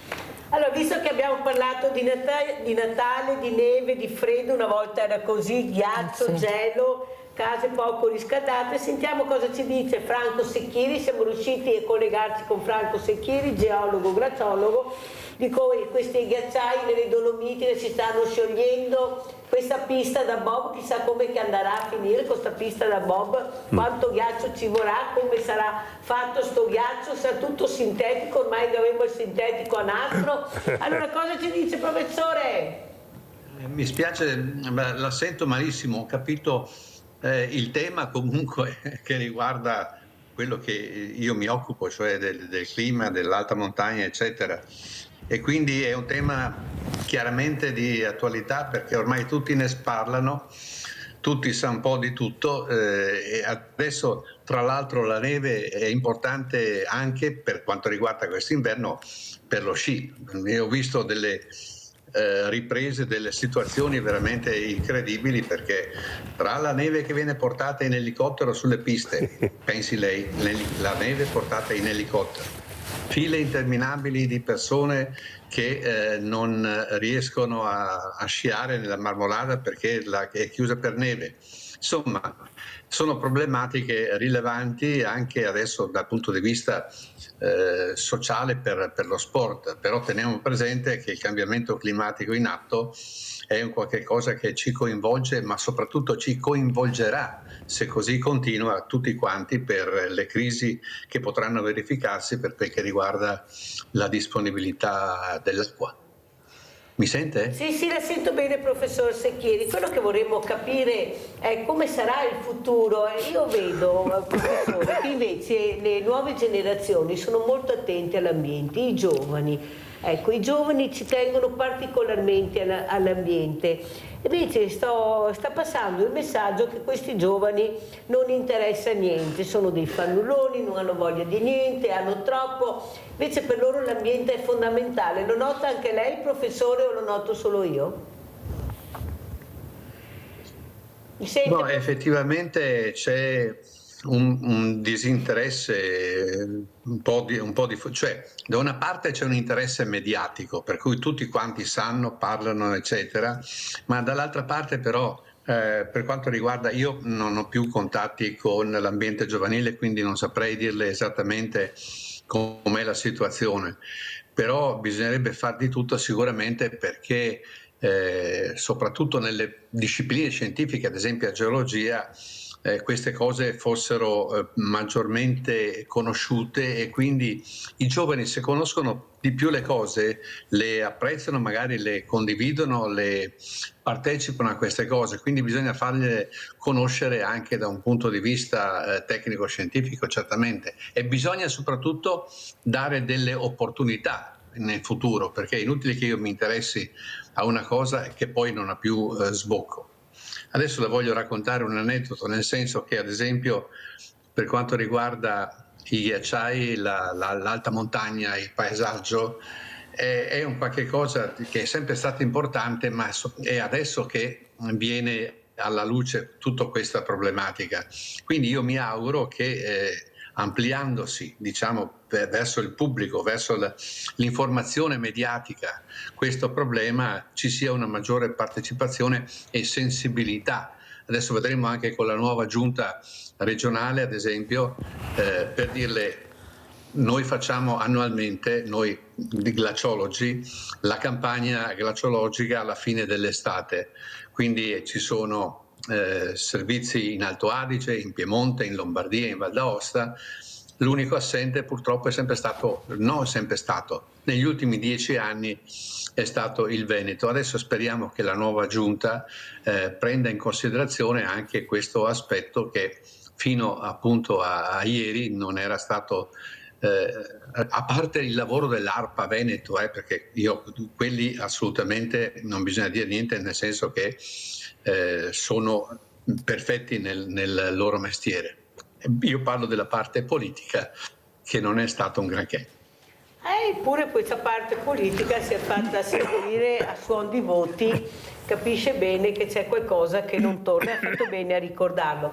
Però professore, quello che volevo capire con lei, l'ho inventata apposta, questa montagna che sta cercando di far capire che forse non è il momento di trivellare, di forare così tanto, dei segnali che sta mandando e che qualcuno per il business non sta vedendo, questa grande azienda che ha deciso di non fare la cabinovia su quel territorio perché è pericoloso, ma qualcuno altro, anche se non ha mai fatto una cosa così grande, ha detto la farò io, poi l'abbiamo sentito, ha detto è la prima volta che faccio una cosa del genere. Non è sempre che il business stia superando il buon senso, perché poi alla fine il problema rimane a noi, perché siamo noi poi che paghiamo i danni che fanno i politici, i speculatori, che loro se ne vanno e noi rimaniamo col cerino in mano. La montagna, secondo lei, professore, sta dando dei segnali di dire attenzione, non stuzzicatemi troppo perché sennò vi faccio vedere io? Certamente con il suo linguaggio, io parlo di ciò che conosco e non mi azzardo ad entrare in temi politici che non conosco e che non sono capace di affrontare. Io parlo della montagna, dell'alta montagna e comunque dell'ambiente alpino in generale, ma anche ciò che è collegato ad esso. E sicuramente il cambiamento climatico che è in atto, guardi che io 32 anni fa, conservo ancora la prima pagina del Gazzettino di 32 anni fa, dove era venuto fuori un titolo a tutta pagina: allarme per i ghiacciai. 32 anni fa, dico, vabbè, adesso non sto dicendo, io l'avevo detto. Comunque erano segnali che si percepivano già. Adesso il problema, secondo me, è anche quello dello sfruttamento dell'alta montagna. Io ho un amico di Cortina che mi dice che è da mettersi le mani nei capelli in quello che sta succedendo a Cortina e dintorni. E quindi, ma non solo, si chiama overbooking, overtourism, insomma la gente va molto più in montagna di una volta, e questo è un altro problema da affrontare, perché la montagna è quello che è, lo spazio ce n'è, ma bisogna vedere come lo si occupa e come lo si sfrutta. Per cui, ad esempio, il fatto che scusi se uso i termini tecnici, ma ad esempio il permafrost, no? Cioè il terreno gelato che fa parte del costituente dell'alta montagna, per causa del cambiamento climatico sta scongelando, provoca frane sempre più grandi, sempre più evidenti, sempre più pericolose. Questo bisogna prenderne atto e stare attenti, perché appunto questo discorso del diverso impatto che si ha sull'ambiente, cioè se una frana viene giù e non capita e non c'è nessuno, non succede niente. Ma se una frana scende, e adesso comincia, l'altro giorno ho visto una frana dal Pelmo, addirittura, no? Montagna famosissima. Quindi è il problema di questo tipo da affrontare, e bisogna anche che la gente che frequenta la montagna ne sia al corrente. Ma chi prende Scusi professore, mandiamo anche le immagini per cortesia dalla regia che ha mandato il professor Secchieri, in maniera che parli e vediamo anche di cosa parliamo. Sì. Grazie alla regia, prego professore. Fa parte del mio lavoro. Ecco, guardi, in questo vede le immagini della Marmolada come si sta riducendo da un grande ghiacciaio che era, e sta praticamente scomparendo. Io mi occupo appunto, vede anche da queste immagini dell'aspetto, e questa è la Marmolada circa 30 anni fa, più di 30 anni fa. Quindi il paesaggio è completamente cambiato. Io da giovane avevo fatto le prime salite in Marmolada salendo lungo i crepacci, che adesso non ci sono più. se lei vede ci sono delle strisce bianche che non è neve però, sono i teloni lasciati là. Altro ghiacciaio famoso di cui celebriamo la morte è il ghiacciaio di Fradusta, che sta nelle Pale di San Martino, che sta scomparendo. Quindi vede da queste immagini, qua siamo in Alto Adige, perché la mia seconda patria è l'Alto Adige, e quindi la Palla Bianca sono tutti confronti tra situazioni di 30-40 anni fa e con situazioni attuali. Addirittura la scomparsa di alcuni ghiacciai, mi scusi che c'era il telefono, e quindi come cambia anche il paesaggio alpino. I ghiacciai è questa bella cosa che si formano perché nevica, e poi i ghiacciai hanno plasmato le nostre montagne, le valli, eccetera. Io, guardi, mi scusi, entro in questa qua, è una foto del Central Park a New York. Ho girato un po' il mondo e le tracce delle glaciazioni si trovano un po' dappertutto, anche in Central Park. Questi sono aspetti del mio lavoro. Qua siamo su al passo dello Stelvio, perché un altro problema sarà anche appunto con la diminuzione o la riduzione delle superfici gelate, questo provoca ripercussioni sullo sci. Questa è un'altra prova delle situazioni in montagna. Cima una frana, perché con l'aereo ci stavo passando proprio vicino quando è successa la frana.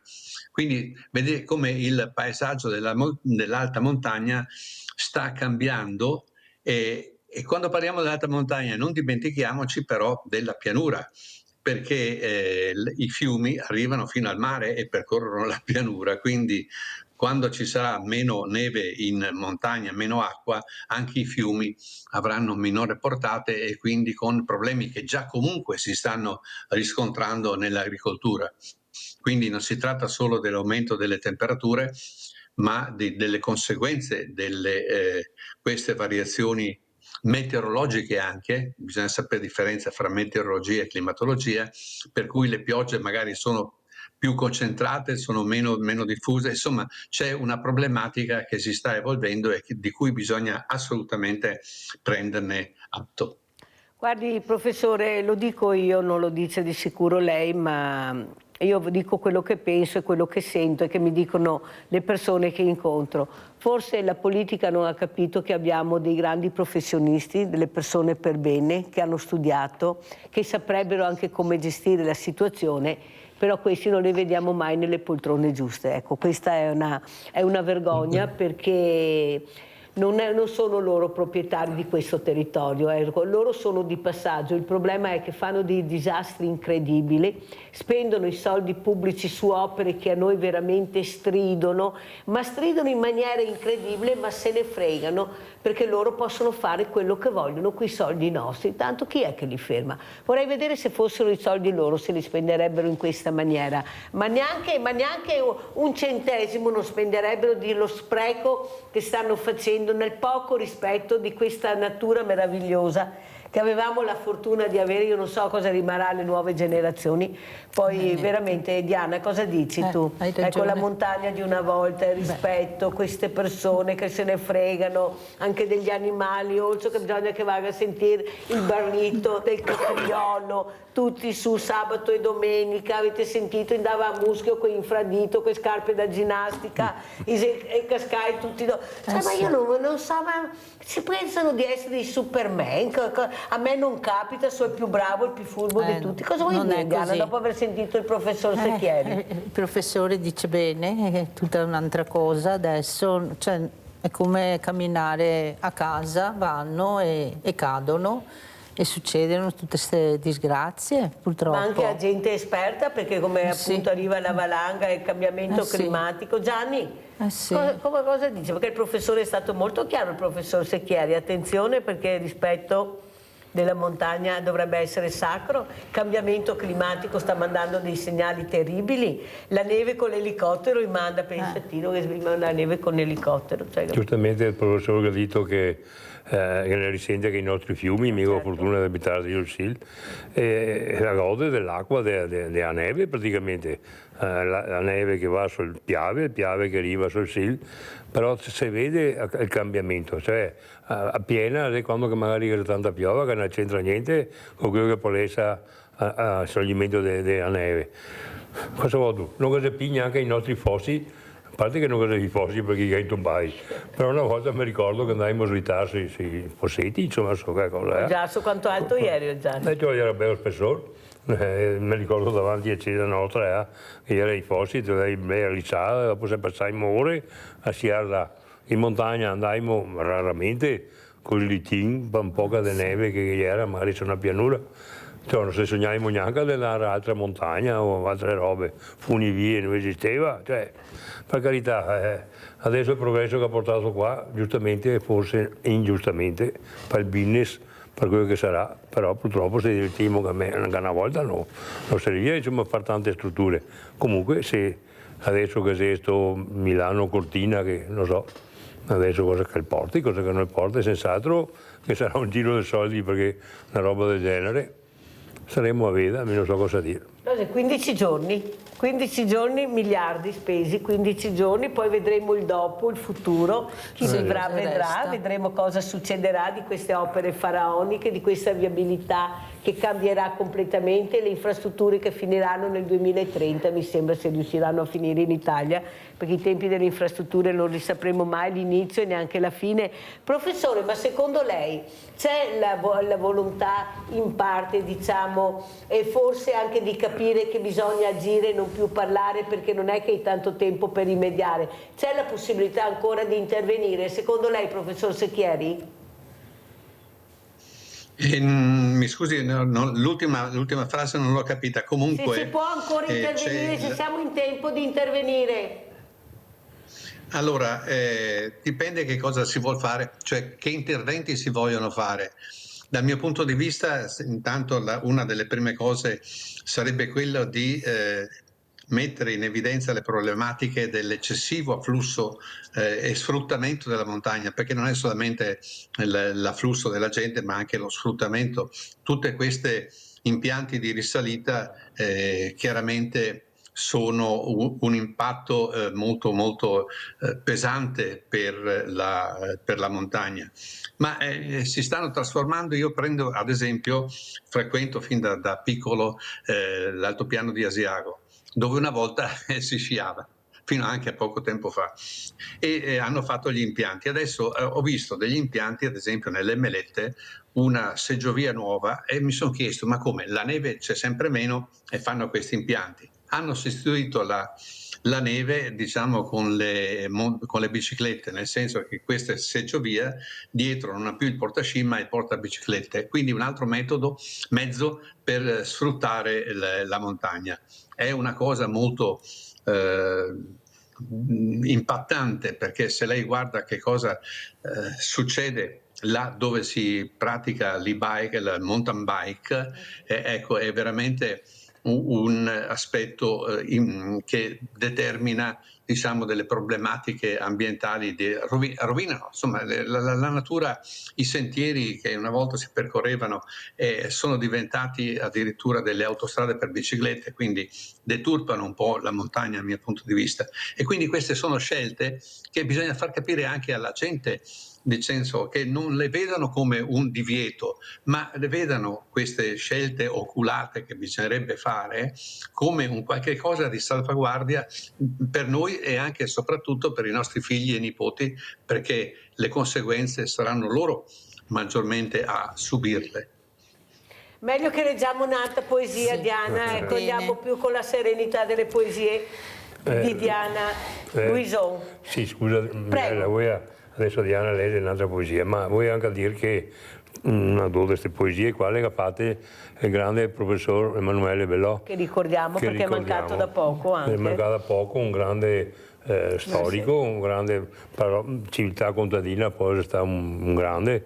Specialmente sulle tradizioni. Esatto, è stato il primo a fare un dizionario per l'italiano e dialetto, e ha tanti libri che attingiamo, anche altri come gruppo. Niente, mi piace ricordare questo. Insomma. Giusto, bravo Gianni Questa Marini. è una poesia di Del professor Bellò. Professor Bellò.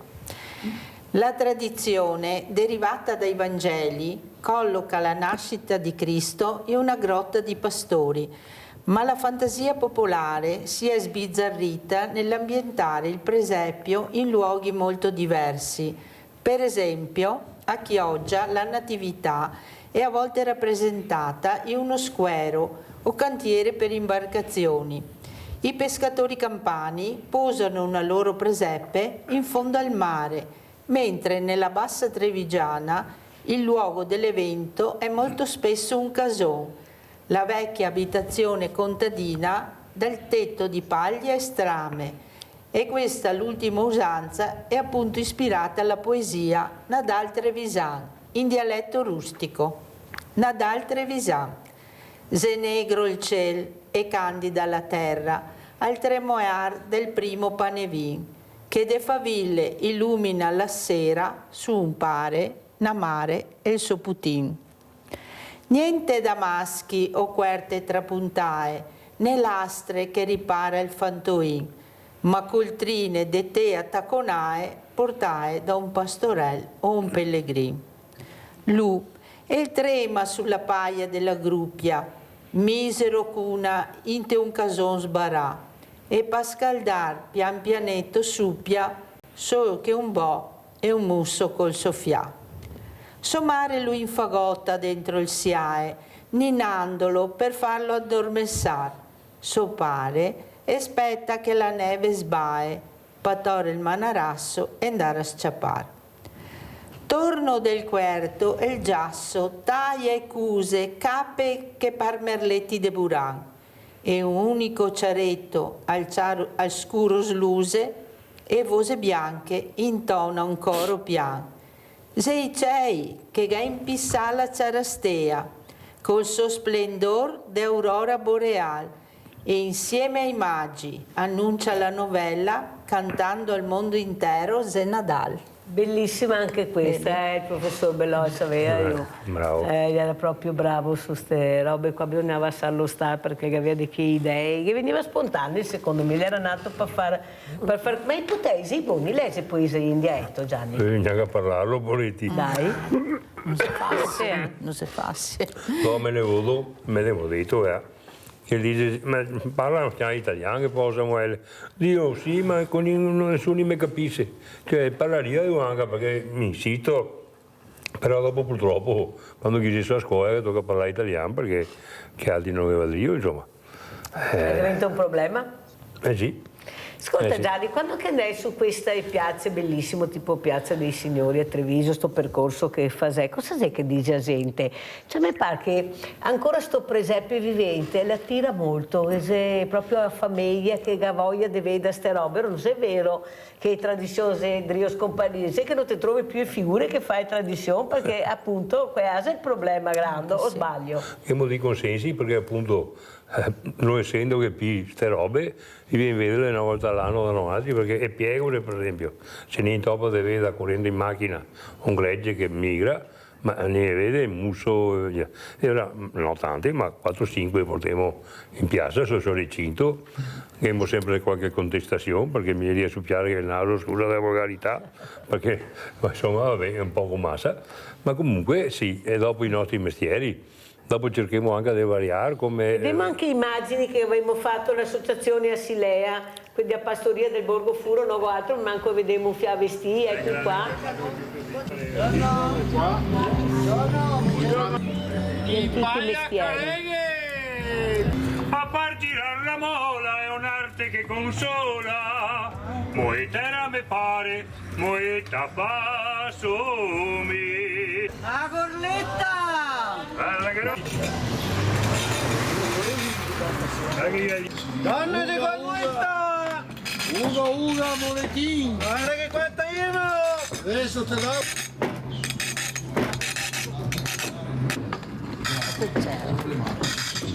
Del Borgo Furo! Canti e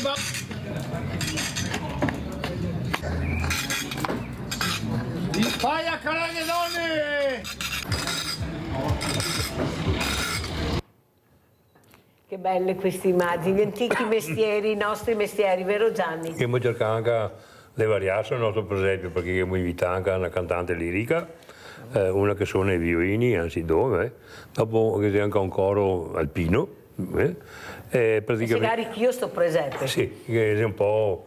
oltre che i nostri canti ispirati al Natale e mestieri anche ispirati al Natale, insomma, che è un bellissimo baio del Piegore, per esempio.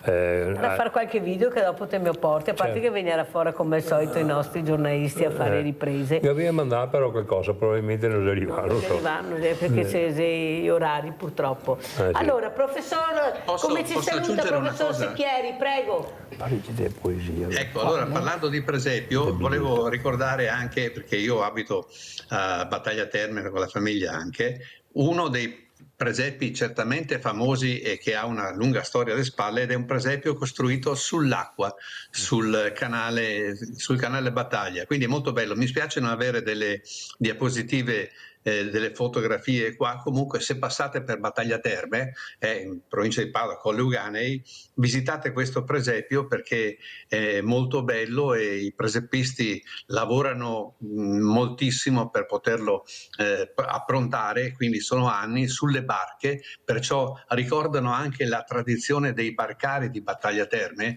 che è una cosa molto importante, è una tradizione storica, i barcari, e quindi il presepio, oltre che a ricordare ovviamente la sua, le feste natalizie, il Natale, ricorda anche, è collegato alle come vedevo prima appunto il presepio che avete mostrato, o con le attività lavorative. In questo caso si ricollega alla storia dei barcari, che è molto importante nella tradizione, nella evoluzione del paesaggio euganeo e soprattutto dei suoi canali. Ecco, i canali, torniamo ai canali, l'importanza dei canali è grandissima e quindi bisogna conoscerli e sicuramente stare...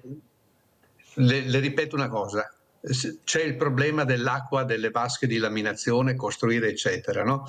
Ad esempio noi abbiamo fatto un calcolo, qua passa il canale Vicenzone. Queste vasche di laminazione, professore, visto che il comune di Crocetta e altri comuni sono sul piede di guerra, adesso abbiamo un commissario, anzi una commissaria, sono terrorizzati, prego. Sì, no, ma dicevo l'importanza dei canali e della loro manutenzione, che è molto, copre moltissime tematiche, e l'ultima, e poi chiudo, scusatemi se porto via il tempo, c'è il problema ad esempio delle vasche di laminazione, no? Che per contenere l'acqua e quindi avere una gestione della risorsa idrica migliore. Se si scavasse ad esempio il canale Vicenzone, cosa che non si fa perché i canali vengono lasciati a se stessi, senza manutenzione e nient'altro, sarebbe come costruire una vasca di laminazione con migliaia di metri cubi d'acqua. Questo è un esempio di come un canale può servire a tante cose, non solamente dal punto di vista idraulico, paesaggistico, ma anche come riserva idrica e quant'altro. Quindi la politica deve rivolgersi anche a queste cose e soprattutto per quanto riguarda l'acqua, a tutto ciò che è inerente dai canali ai fossi, a qualsiasi cosa, perché l'acqua è la nostra vita. Avete sentito come ha risposto diplomaticamente il professor Secchieri? Avete capito bene quello che ha detto? Alla politica bisogna aprire le orecchie per capire cosa ha detto il professor Secchieri, che abbiamo già tutto in casa, basta solo pulire, dragare, continuare. Abbiamo Mirella da Campodoro. Ciao Mirella. Buongiorno Mirella, complimenti a tutti voi, tutte le robe che decise, cose giuste. Una volta mi piace tanto adesso aver visto come gli auguri di una volta, la ammiro Mirella perché l'ascolto sempre, tutte le mattine quando che posso, insomma, ecco, parole giuste e tutto ben che fa per tutti, insomma. E che devo dire, tante... No, basta una, vai per carità. Se potesse bruciarmi con via Befana, poi sarebbe prima venire torno. Comunque grazie Mirella cara per le tue parole, per il tuo supporto. Le robe della volta, cara. che tengo tanto le robe della volta, insomma. Mi vi fa soveda. Grazie cara Maria e cara Mirella, siamo anche come me. Te sa che avevo 3 note, Mirella, il nome è formato da 3 note musicali. Grazie cara, auguri anche a te. Allora, leggiamo l'ultima poesia, dai. Dopo aspetta che leggia poesia, vai. Sì, ma ti dico quella che te la dire qualche così? Nel senso, nel bigliettino di prima, si è capito che dobbiamo mandare gli auguri del nostro casone e sotto che sia un'attività, sta disegno l'ho fatto il nostro parroco del Canisan e in fianco che ho messo una poesia appunto ambientata. Sul bigliettino? Che si spariva anche i bigliettini. So che il professore deve salutarci. Professore, come ci saluta? Non ho sentito molto bene. Professore, hanno detto che lei deve salutarci. Sì, io vi auguro, intanto vi ringrazio di avermi ospitato, vi ringrazio della vostra trasmissione con la quale mi congratulo, vi auguro buon Natale e che se vuole ci risentiamo l'anno prossimo. Arrivederci. Con qualche bel video, professore, perché non mi manda mai bei video, con tutti i bei video che dai professore, magari anche nel presepio se ha occasione di farlo sull'acqua non sarebbe mai, visto che io che passa più di me magari. Grazie professore, auguri, buone feste professore. Professore, aspetti, arriverà il freddo, cioè il cambiamento, avremo un po' di neve o non si vede, non si muove paia? Guardi, le previsioni a lunga scadenza le può fare il mago Telma, che forse è il più indicato perché... Ma a breve scadenza, visto che domani è il prossimo gennaio? Speriamo che venga la neve comunque perché ne abbiamo bisogno tutti, c'è poco da fare, la neve è parte della nostra vita, perché è acqua e quindi come tale è importantissima. Speriamo bene, chissà che lassù qualcuno ci ascolti. Grazie professor Secchieri, vai Diana. Vado. Arrivederci. Arrivederci.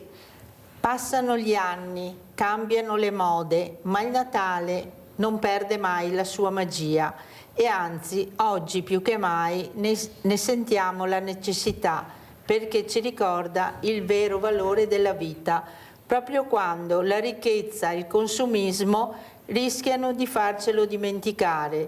A questo è il messaggio dell'ultima composizione di questa sera. Nadal moderno. Nadal, c'è giorno sacro alla famiglia, magico tempo de passare in casa, tra amici nelle chiete della veglia, quando che intorno par che tutto tasa, aspettando che sia nato il Redentor che al mondo vien portarghe pace e amor. Nadal, se festa grande paicei, che galassà il suo cuor sulle vetrine, che sogna de angioetti e pastorei, scrivendo de secondo le letterine. E fin a mezzanotte i vostri su, per mettere nel presepio il so Gesù. Nadal, se spesso sagra di abbondanza, crociere, luminarie, spassi, lussi, veglioni, feste, cene a sbrega panza, ma quanti ancora vivi in mezzo ai crussi e quanti c'è non ha la casa calda nei basi de sua mamma che li scalda. Nadal, gada essere festa de amor, che tutti fa sentir fradei e amici, e se volì aver la pace in cuor, voi altri che in sto giorno si felici, pensa a quei che ancora struscia e langue, che anche per loro Cristo ha da dare il sangue. Complimenti, complimenti. Questo è nel bigliettino, vero Gianni? Questo è il bigliettino, possiamo dire adesso, il bigliettino, Per posso finire. dire, Certo. per finire. Allora, I nostri auguri da parte della pastoria. là dove l'acqua incontra la terra, se fa poesia anche a notte più nera.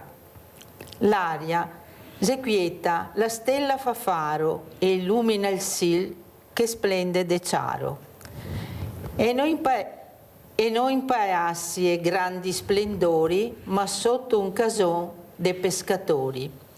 E il silenzio rotto da un pianto vero, picco e frasi re del mondo intero.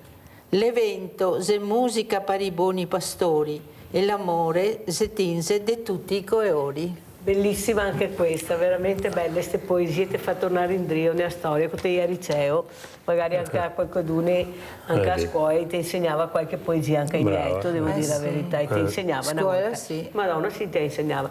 Gianni, come ti saluti? Dai. Salutiamo che vi aspettiamo tutti sabato a Treviso, Veda a Ciarastia, e senz'altro il giorno 24, Vigilia, è in Piazza dei Signori e vede il nostro presepio vivente. Dalle 4 del pomeriggio cominceremo a Sfiata e 3:30 la via Tezzone, veniamo verso verso Piazza Borsa e dopo dalle 4 cominciamo la nostra rappresentanza fino alle 6:30, insomma. Ascolta Gianni, te dicevi che andavi nelle scuole, anche negli asili, sti putei a rintrigare da sta pastoria, da sti canti, da sti bai. Se migliorare qualcosa, o sempre stessi genitori che porta poco i fioi, si sia il momento, dopo ciao non ti vedi più? Ma sinceramente una volta che ne faceva anche di più, però purtroppo il tempo anche per noi diventa manco. Ecco, noi per esempio domani siamo a Moian, siamo un asilo che raggruppa grandi e tutti te, c'è chi mi aspetta perché i maestri che insegnano anche a canti, prima e ora, dopo abbiamo altri si incuriosì, sì, da quello che polessa. Quanto fortunati esisti potei che dove chi è maestra giusta, il posto giusto, il momento giusto, poi bisogna avere anche la maestra giusta. Che sente, esatto. È vero? Sì, anche di noi, che c'è qualche maestra che mi domanda cosa che può insegnare che tu a te adesso qualche baretto che abbiamo anche dato, nel senso che anche affianchiamo con magari un componente di nostri che insegna, che diamo le musiche, che diamo i filmati, sì, che si interessa, insomma. Che si interessa. Come sei che ti saluti a grande famiglia delle te venete che sei che ti ascolta e te guarda? Dai Gianni. Ma mi piacerebbe avere lo strumento per fare una sonata, però vi aspettiamo tutti, vi ringraziamo tutti e insomma sostenere la pastoria che siamo qua per fare allegria. Beh, non ti ha fatto il carino, ma sei venuta perfetta. Grazie a Diana Luison, compositrice di poesie e soprattutto lettrice, avete sentito, a lei proprio piace tanto leggere queste poesie. Gianni Marini, presidente pastoria Borgo Furo, grazie Gianni. Auguri. Saluto ancora Franco Secchieri, geologo, glaciologo. Grazie, pubblicità.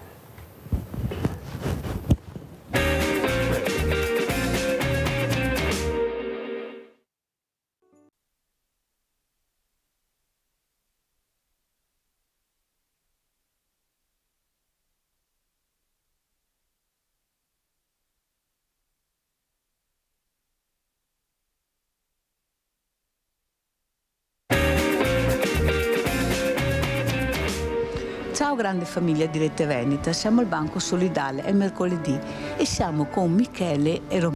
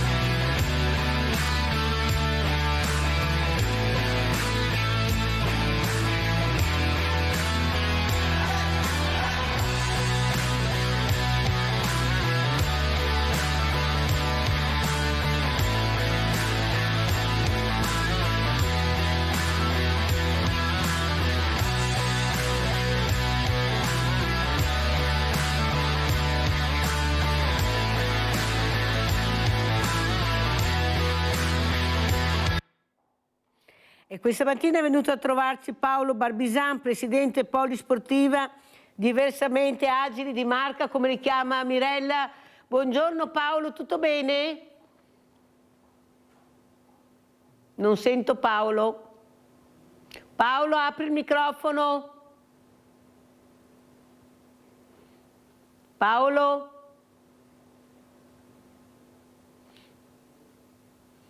Allora, in attesa di vedere e di sentire Paolo Barbisan, che non riusciamo a capire cosa sta succedendo, andiamo a vedere un altro servizio che fa veramente capire l'importanza invece della donazione. Andiamo a vedere il servizio Serata Banca Tessuti. Visto che abbiamo parlato di Natale e di donazione, andiamo a vedere questo servizio.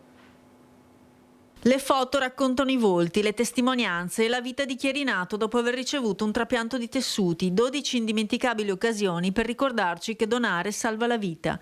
A Palazzo Giacomelli una serata speciale ha riunito clinici, pazienti e professionisti per raccontare esperienze di cura, speranza e rinascita. Ad Ellen è stata inserita una vena safena nuova dopo la rottura della vena poplitea. E mi ricordo che tipo era il secondo o terzo giorno che la dottoressa Nicolai,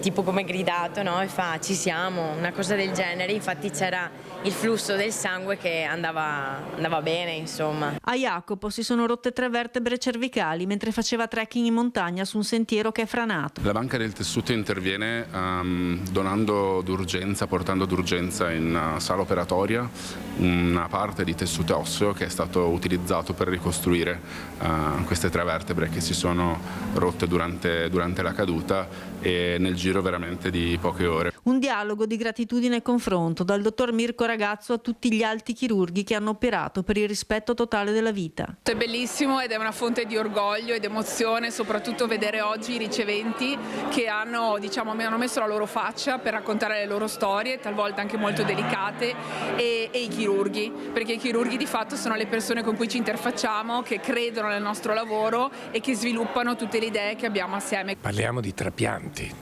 di tessuti che in alcuni casi, come valvole, arterie, vene, membrane, partecipano a rigenerazione non solo di un tessuto, di un singolo tessuto, ma di un organo. Un'eccellenza trevigiana, quella della Banca dei Tessuti, che sarà anche oggetto di pubblicazione. Il caso anche che io ho trattato con il derma decellularizzato, perché è una primizia, una invenzione proprio della Banca dei Tessuti di Treviso, che è stata studiata anche assieme al Politecnico di Torino e che presto pubblicheremo su alcune riviste internazionali.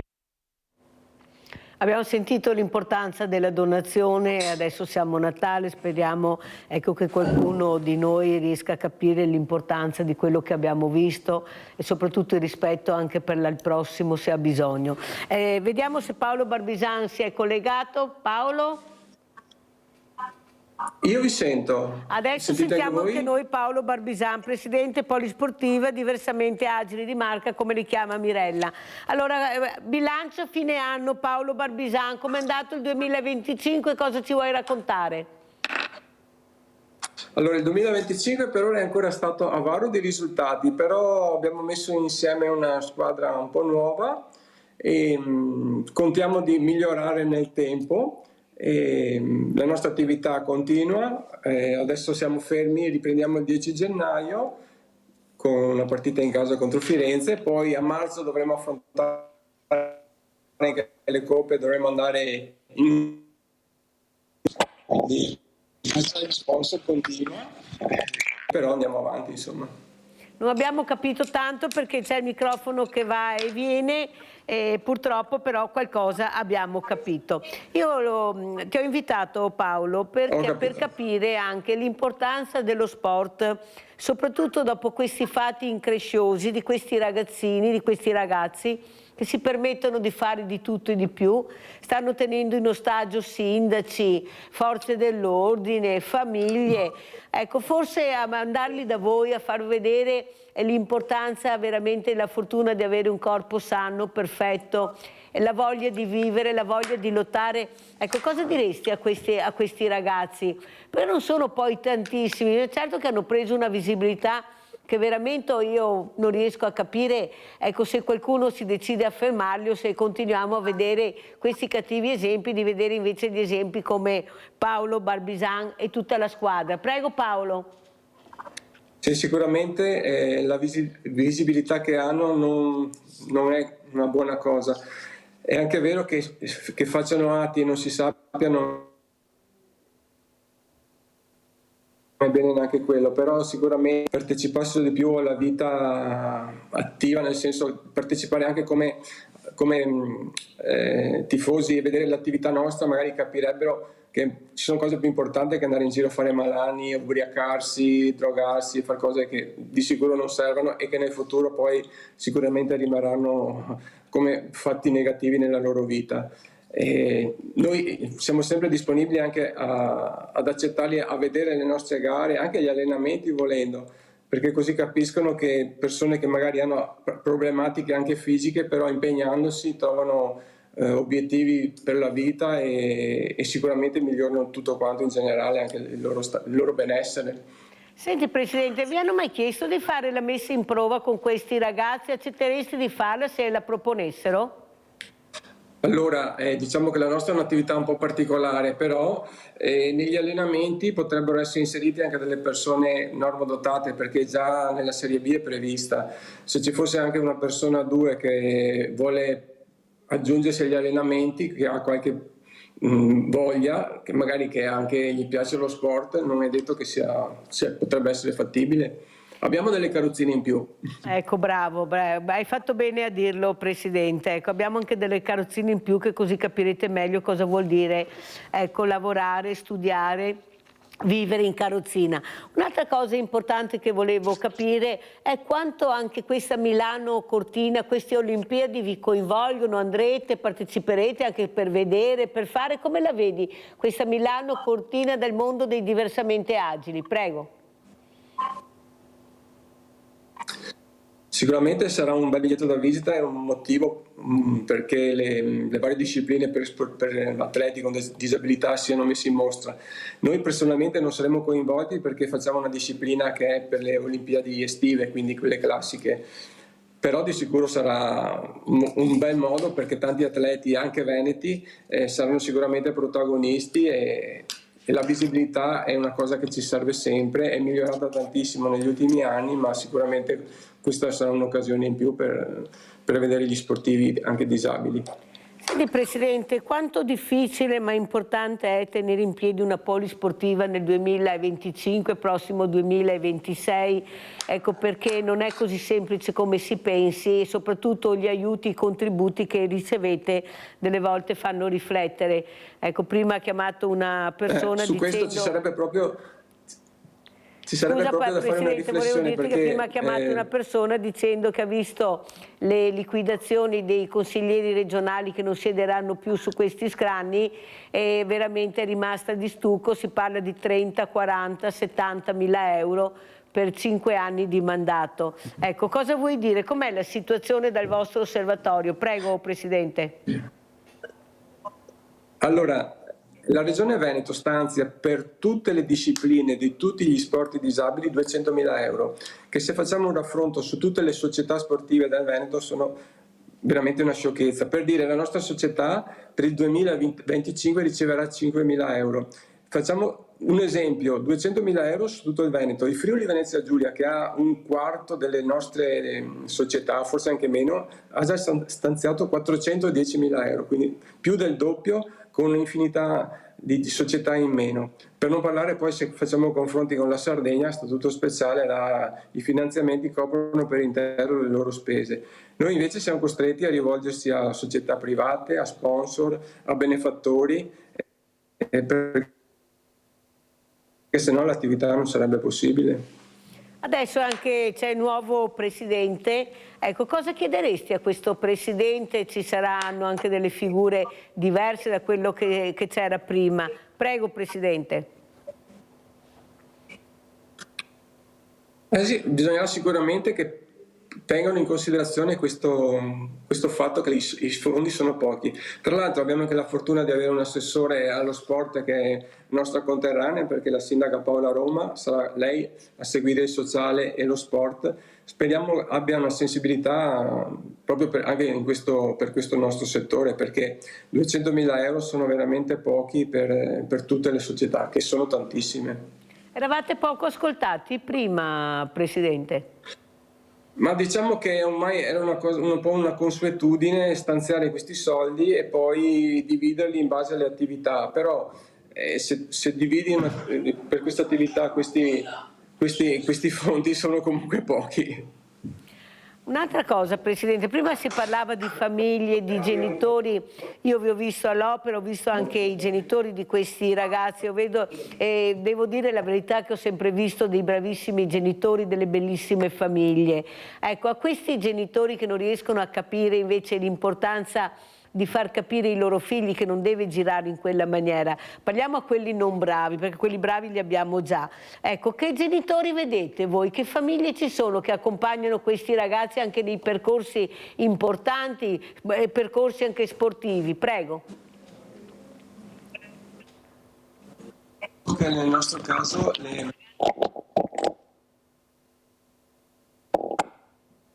Si è bloccato? Sì, adesso mi sente? Sì, adesso sento. Sì, volevo dire che nel caso nostro, diciamo, i ragazzi a parte uno sono tutti maggiorenni, quindi sono un po' autonomi, però è vero che i genitori dovrebbero essere consapevoli che se i ragazzi frequentano società sportive e nella società dello sport per disabili, sicuramente è un beneficio per loro e per tutti, insomma, perché se rimangono a casa di sicuro non migliorano la loro condizione. Invece girando il mondo, essendo a contatto con tutte quante le problematiche della vita e risolvendole magari anche insieme a noi che abbiamo esperienza su questo, perché ormai abbiamo una certa età, sicuramente può far bene anche a loro. Allora andiamo a sentire anche, visto il collegamento che non è dei migliori questa mattina col Presidente, andiamo a sentire cosa ha detto il Vescovo con le baby gang e con i sindaci. Andiamo a sentire, intanto vediamo di migliorare il collegamento che abbiamo col Presidente Barbisan. Il tasso complessivo di aggressività, questo lo vediamo tutti i giorni, è molto, molto alto, molto elevato e non possiamo scaricare questo solo su una categoria, sui giovani, sugli anziani, su chiunque sia. Dobbiamo prenderci tutti in carico, l'idea che dobbiamo prenderci tempo, energie e cura buona gli uni per gli altri. Il fenomeno delle baby gang continua a occupare il dibattito pubblico, soprattutto per l'aumento di episodi di violenza tra giovanissimi che finiscono spesso al centro della cronaca. Il tema è emerso anche durante un incontro tra la diocesi di Treviso e i sindaci del territorio, dove l'attenzione si è concentrata sulle cause profonde di un disagio diffuso. L'analisi di Monsignor Tomasi ha evidenziato come l'aggressività non riguardi una sola fascia d'età, ma sia il riflesso di una società sempre più frenetica, caratterizzata da ritmi accelerati, aspettative elevate e scarsa capacità di lasciare spazio alle relazioni e al tempo libero. Anche qui la soluzione forse è complessa, ma il buon esempio è essere persone che hanno tempo anche per loro, per le loro esigenze, per le loro necessità, persone che sanno ascoltare, che danno uno sguardo di fiducia. Ecco, forse lo sguardo di fiducia sulle situazioni e sulle persone è la cosa più importante che possiamo darci gli uni gli altri. In questo contesto agli amministratori locali viene riconosciuto un ruolo centrale nel promuovere modelli positivi, rafforzare il tessuto sociale e favorire relazioni più equilibrate nella vita quotidiana. Il richiamo finale è alla necessità di rallentare, ridurre lo spreco di energie umane e ricostruire legami di comunità come base per una convivenza più serena e partecipata. Quali messaggi di pace e solidarietà vorrebbe lanciare ai cittadini per questo Natale? Vorrei che potessimo insieme capire cosa ci interessa davvero, che cosa ci costituisce come persone umane, qual è il senso profondo della nostra vita. Anche in questo abbiamo bisogno di rallentare, forse cercare qualche cosa un po' meno di effimero, di superficiale e di prenderci davvero il tempo di guardare negli occhi le persone che amiamo e chiederci cosa potremmo fare per renderle felici. Vediamo se è collegato il presidente Barbisan con le parole del vescovo. Sono belle parole, però tra il dire e il fare c'è di mezzo il mare. Dovrebbe esserci qualcuno che ascolta, non che sente, che ascolta. I buoni esempi voi li date in continuazione, ma non è che vi vediamo così tanto. Prego, presidente. Spero che mi sentiate, perché purtroppo la linea va e viene. Sì, beh, le parole ho letto anche nei giornali, sicuramente le parole andrebbero ascoltate di più, insomma, però purtroppo siamo in un periodo un po' così, va così. Cosa dicono i ragazzi? Cosa dicono quando si allenano? Ecco, parlate non solo di sport, ma anche dopo, finita la partita o l'allenamento, vi parlate di quello che sta succedendo nel territorio? Prego, presidente.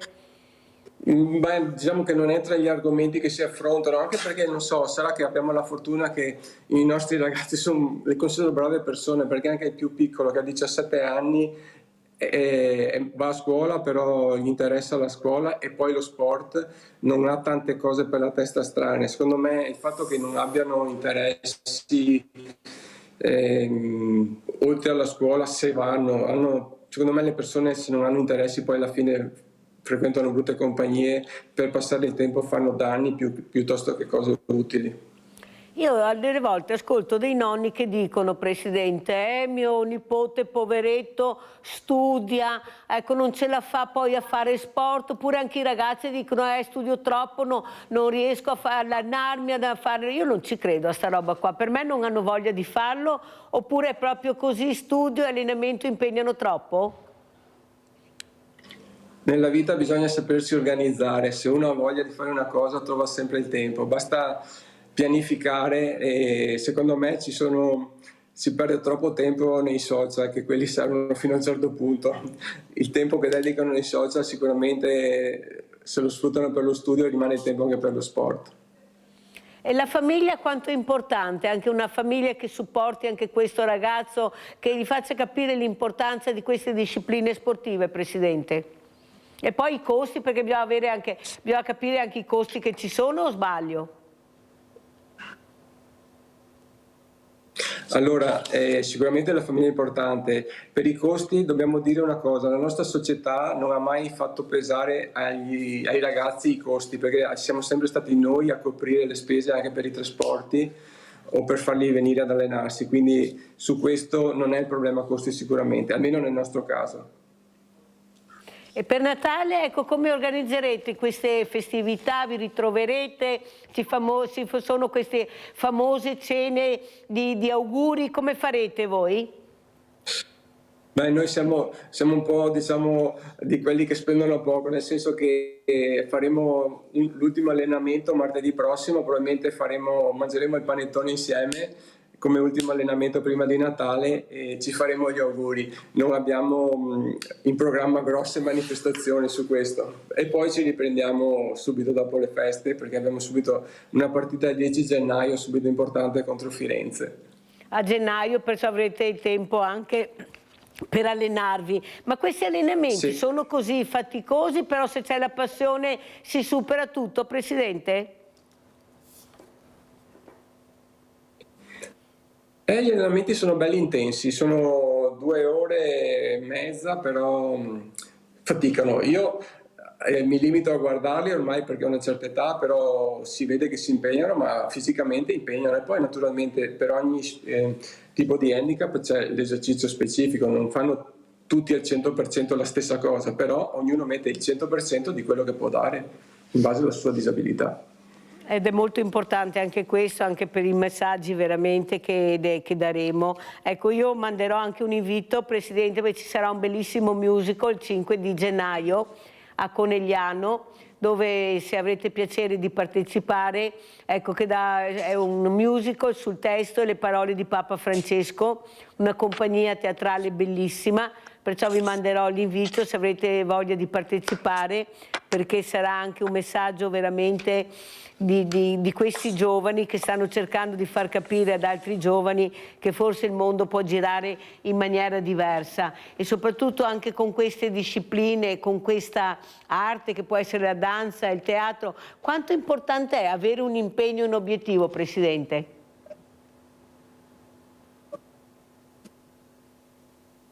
Io non so, io ne ho anche troppi impegni, però sicuramente avere qualcosa a cui dedicare il tempo libero per chi ce l'ha, sicuramente si passa meglio che la giornata, perché non si può passare ore e ore a guardare un cellulare. È molto meglio avere un impegno all'esterno, o che magari produca o faccia qualcosa anche per la società. Allora Presidente, ormai siamo in chiusura, vediamo con quali auguri ci lascia il Presidente Barbisan, Paolo Barbisan, Presidente Polisportiva Disabili di Marca. Con quali auguri, Presidente? Beh, che si cerchi di migliorare la situazione per quanto riguarda tutte le cose relative a Baby Gang, che ci dia una certa regolata, e dal punto nostro invece di cominciare a mettere punti in classifica e di affrontare il nuovo anno con dei risultati positivi. E alla politica, Presidente, cosa dice la politica? La politica, vediamo i nuovi insediati se riescono a fare delle cose positive, e gli auguriamo in bocca al lupo, perché di sicuro ne hanno dei problemi da risolvere. Veramente grazie a Paolo Barbisan di essere stato con noi, grazie anche a voi. Anche questa mattina abbiamo cercato di capire anche che il mondo gira anche in maniera diversa, ci sono tantissime brave persone, tantissimi belli esempi che dobbiamo vedere. Ecco, io spero di farveli vedere sempre, perché bisogna anche equilibrare un po'. E adesso andiamo a vedere l'assegno di Mirella, che è il vostro assegno. Ciao, a domani. Ciao grande famiglia di Rete Veneta, siamo al Banco Solidale, è mercoledì e siamo con Michele e Roberta, una coppia giovane ancora che purtroppo non ce la fa con questa vita che costa tutto caro. Aveva un lavoro, Michele, importante anche, è crollato tutto con la crisi e sono qua al Banco Solidale. Noi cercheremo di dare una mano perché è una coppia che veramente merita. Allora iniziamo con Michele. Allora, cosa è successo nella tua vita, Michele? Cosa facevi e che attività avevi? Io ho cominciato a lavorare quando avevo 14 anni, per cui ho sempre lavorato nei negozi dove avevo trovato lavoro al tempo, e siamo andati avanti bene qualche anno, insomma, gli anni erano quelli. Poi quando abbiamo pensato di mettere su famiglia, di sposarci, c'erano delle necessità più importanti, ho detto facciamo un po' il passo più lungo, e abbiamo cominciato a lavorare invece anche oltre che nel negozio, anche lei lavorava in un negozio, e abbiamo cominciato a fare anche un'altra attività a ore perse di restauro immobiliare, costruzione, mettere a posto. Eravate molto giovani e pieni di voglia anche di lavorare e di farvi una bella famiglia. C'erano dei figli da crescere, bisognava darsi da fare e tutto andava bene, c'erano dei buoni risultati, avevamo avuto possibilità anche di dare una mano a molta gente, perché se si fa un'attività non finalizzata solo al fatto di guadagnare fino a se stesso, ma per essere soddisfatti del lavoro che si fa, anche perché negli anni lavorando nei negozi 10 ore al giorno, se non lo fai per la soddisfazione, per i soldi pochi. E il problema è venuto fuori quando abbiamo incontrato, cosa che ormai adesso si sa molto bene, qualcuno all'interno di quella che è un'istituzione per noi veneti, cioè la banca. La banca, uno pensa di essere a casa, protetto, qualche mela marcia, per cui abbiamo trovato chi ha tentato di truffarci, e dato che mio papà mi aveva insegnato di essere onesto fino all'osso, invece di far finta che andasse bene lo stesso, abbiamo pensato bene di protestare, denunciare nelle opportune sedi. E da quel punto comincia il calvario, perché chiaramente la banca in generale come istituto è autoprotettiva e ha sempre ragione per forza, anche se non è vero, e i sacchi che ha più tempo di noi altri. A noi altri siamo cocciuti e siamo qua ormai da 7 anni che teniamo duro, perché prima o poi avremo soddisfazione dei tolti che ne ha fatto. Roberta, per te è molto dura, lo so. Non è facile, lo capisco benissimo, però bisogna chiedere aiuto quando bisogna chiederlo e basta, perché io dico sempre che è da vergognarsi a rubare, ma non vergognarsi a chiedere aiuto, perché purtroppo la crisi, i truffatori, che c'erano solo tanti, questi avvoltoi, anche voi che avete trovato, ha portato sì che la vostra famiglia perda tutto quello che aveva. Cosa vuoi dire, Roberta?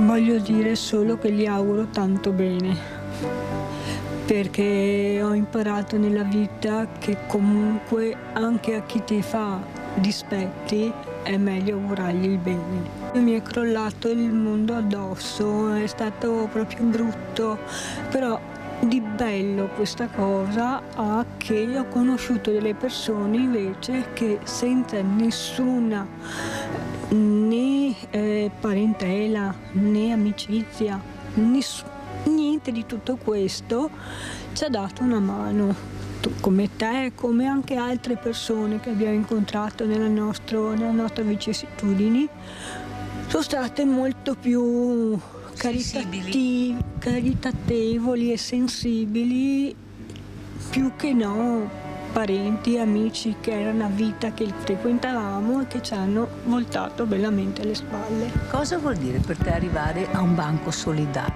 Roberta? Avresti mai immaginato? No, sinceramente no.